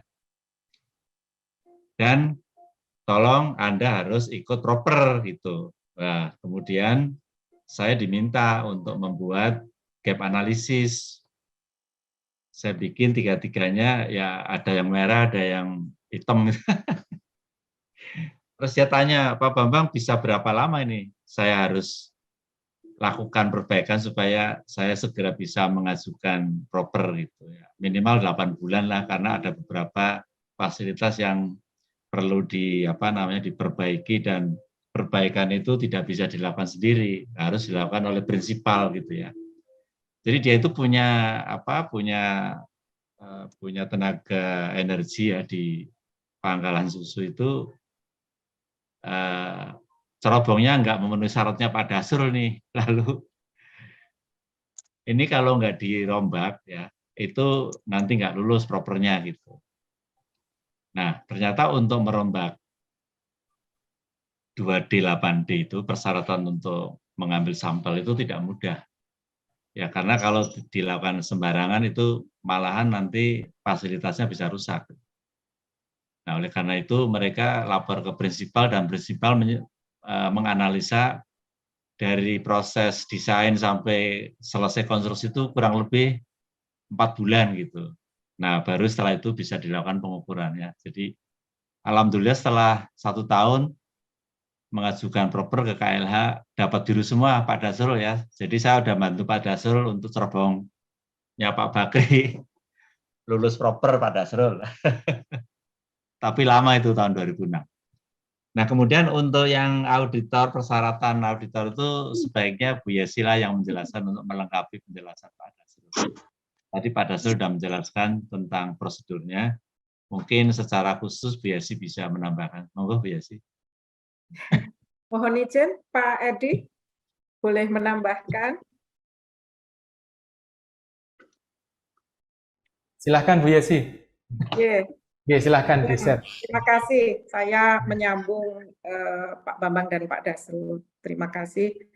Jadi untuk auditor lingkungan hidup, sertifikasinya di LSPLH kami menganut draft, ya jadi gini ceritanya, Pak Dasrul tadi di paparan pernah menyinggung, Permen 3 tahun 2013, itu kan mestinya sudah direvisi ya, karena udah kelamaan begitu. Nah di 2019 Pak Dasrul sebenarnya sudah ada draft, jadi gini, kalau ada SKKNI, itu mestinya ada pemaketan gitu. Nah, kalau pemaketan AMDAL kan ada P65. Nah, yang lain-lain PU saya kurang paham ya, tetapi LSPLH kan hanya 2 skema ini. Nah, untuk yang auditor nih belum ada, sehingga waktu itu draft itulah yang saya acu, dan saya sudah sampaikan di chatroom syaratnya. Artinya begini Pak Dasrul, kalau benar-benar baru sekali sertifikasi memang harus auditor dulu gitu. Karena syarat untuk jadi auditor utama itu waktu itu di draftnya PDLUK waktu itu yang membuat, syaratnya adalah sudah menyusun, artinya sudah memiliki sertifikat auditor lingkungan hidup, sudah terlibat dalam penyusunan audit lingkungan hidup risiko tinggi, minimal itu dua bidang gitu. Ini agak sulit memang ya Pak Dasrul, kok kayak agak bertentangan. Kita sebenarnya yang namanya kompetensi itu lebih spesialis, itu lebih bagus gitu ya. Tapi ini ada minimal dari 2 bidang, misalkan migas dan manufaktur misal, atau bendungan dengan apa begitu ya. Nah, jadi begitu ya rekan-rekan, jadi kalau ingin mensertifikasikan diri sebagai auditor, tidak bisa langsung lompat ke utama, tetapi ke auditor dulu. Karena tadi sudah disinggung juga bahwa untuk menjadi pimpinan gitu, ketua atau lead itu berat banget gitu. Saya rasa itu sebenarnya ada beberapa teman nih di sini bergabung, karena ini judulnya agak menggelitik ya, peluang bisnis. Kita tergantung cara memandangnya Pak Edi, Mas Irwan, jadi banyak banget memang kendalanya untuk auditor. Pertama, KLHK sendiri kayaknya tidak open gitu ya. Tidak open gitu ya. Kita itu dilahirkan tapi orang diopeni begitu. Ya Pak Dasrul nggak tahu deh, itu perasaan saya sama Mas Agus. Dicolke begitu, padahal di Undang-Undang 32 jelas audit itu sebagai instrumen pengendalian dampak lingkungan. Yang kedua, peluangnya banyak memang, tetapi ketika apa istilahnya iklimnya tidak didukung, jadi seperti Pak Dasrul bilang, kita ini kalau nggak ada ancaman neraka nggak ibadah gitu. Ya mirip seperti itu, ketika tidak ada peraturan yang mengancam, itu memang ini ya, memang pada lemes-lemesan begitu. Nah, sekarang alhamdulillah proper mengakomodir itu. Tetapi ya mohon maaf gitu, Pak Dasrul jangan tersinggung ya Pak. Masih ada istilah proper ini, yaitu tadi lipstick ya, banyak janji begitu, mulut manisnya banyak gitu, sehingga ya kalau pihak penyelenggara propernya tegas ya pasti banyak yang merah gitu ya. Ya emang kalau berkecimpung di dunia kompetensi, kita harus ingat bahwa kita ada langkah yang self-assessment. Kita harus jujur pada diri sendiri ketika kita mendeklar kita kompeten atau tidak. Saya rasa terserahlah iklimnya seperti apa, tapi dari kitanya sendiri kalau niat tenan bahwa kita declare itu juga apa yang kita lakukan dan kita declare sesuai. Saya rasa yang Pak Dasrul ceritakan tadi tidak terjadi ya Pak Dasrul.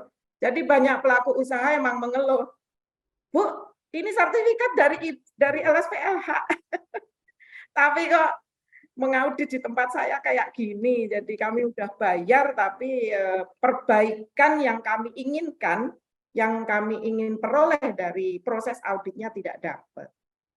Tidak hanya audit, DELH juga mengatakan seperti itu. Jadi ayo kita, peluang ini kan dari niat ya Pak Dasrul, saya rasa itu saja dari LSPLH. Terima kasih Mas Edi, Mas Irwan. Monggo. Oke, matur suwun Bu Yesi. Bapak Ibu yang hormati, waktunya sudah sangat terbatas ini. Kita sudah melewati sekitar 7 menit ini dari yang diberikan oleh panitia. Saya kira sebelum kita akhiri, saya berikan resume singkat terlebih dahulu, bahwasanya peluang jasa audit lingkungan ini masih sangat terbuka dengan pelaku jasa yang masih sangat terbatas. Oleh karena itu kita dorong teman-teman di Ingindo untuk bisa berkiprah di sana, bisa mendiversifikasikan layanan jasanya ke arah jasa-jasa lingkungan, baik penyusunan AMDAL, UKL, UPL maupun audit lingkungan yang sudah kita ikuti bersama-sama tadi, penjelasan dari Pak Dasrul, Pak Bambang maupun Bu Yesi. Bagi Bapak Ibu yang berminat berkecimpung di bidang audit lingkungan, bisa mengambil pelatihan di tempatnya Pak Dasrul. Saya sendiri juga alumni dari sana. Kemudian nanti sertifikasinya ke tempatnya Bu Yesi gitu ya. Dan nanti yang akan menjadi asesornya adalah Pak Bambang gitu. Jadi saya kira komplit pertemuan kita pada siang hari ini untuk bisa mendukung kita semua menjadi lebih maju gitu ya. Tidak berkutat kepada layanan-layanan jasa yang itu saja dalam tanda kutip gitu ya. Kita harus mendiversifikasi. Selaku pelaku jasa konsultan, saya kira banyak peluang yang bisa kita tangkap. Mungkin itu sedikit kata terakhir dari saya. Ya, silahkan Pak Dasrul. Jadi tanggal 17 November, hari Kamis minggu depan, ada FGD tentang audit lingkungan wajib ini. Kosnya itu PPKL. Saya sudah minta list juga dari Bu Yesi siapa yang diundang, karena loyo saja ya. Dulu sudah pernah saya mau mulai itu tahun 2019, tapi banyak kayaknya itu tahu-tahu batal. Nah, jadi Kamis 2017, Kamis tanggal 17 tahun 2022 ini akan diadakan FGD oleh PPKL yang nge-lead FGD-nya tentang audit lingkungan wajib. Supaya auditor-auditor ini juga bergairah, kemudian calon auditinya itu tahu bahwa dia sudah berkali-kali periode melanggar aturan hukum yang wajib audit, tapi sejak tahun 2013 harusnya sudah 3 kali, 4 kali audit, belum pernah juga mengaudit. Dan tidak ada yang ngecek itu, karena tadi Pak Bambang ya, pengawas tadi nggak paham permen ini risiko tinggi nggak perusahaannya, bingung juga gitu. Ada listnya sebenarnya. Itu Pak, jadi silakan, terima kasih. Oke, baik, terima kasih Pak Dasrul. Jadi saya kira ini informasi yang cukup berarti bagi kita semua, Mas Irwan. Jadi KLHK mau mengencengi ini. Nah, ketika KLHK mau mengencengi ini, saya kira ini potensi bagi kita semua lah ini.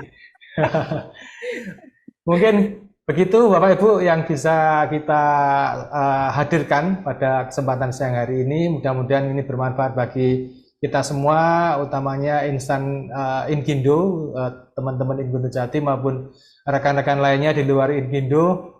Mudah-mudahan kita bisa mendapatkan berkah dari pertemuan kita pada hari ini. Terima kasih, saya selaku moderator pada siang hari ini. Mohon maaf jika ada salah-salah kata, salah ucap dan sebagainya. Semoga kita semua diberikan keberkahan oleh Allah SWT. Terima kasih. Wassalamualaikum.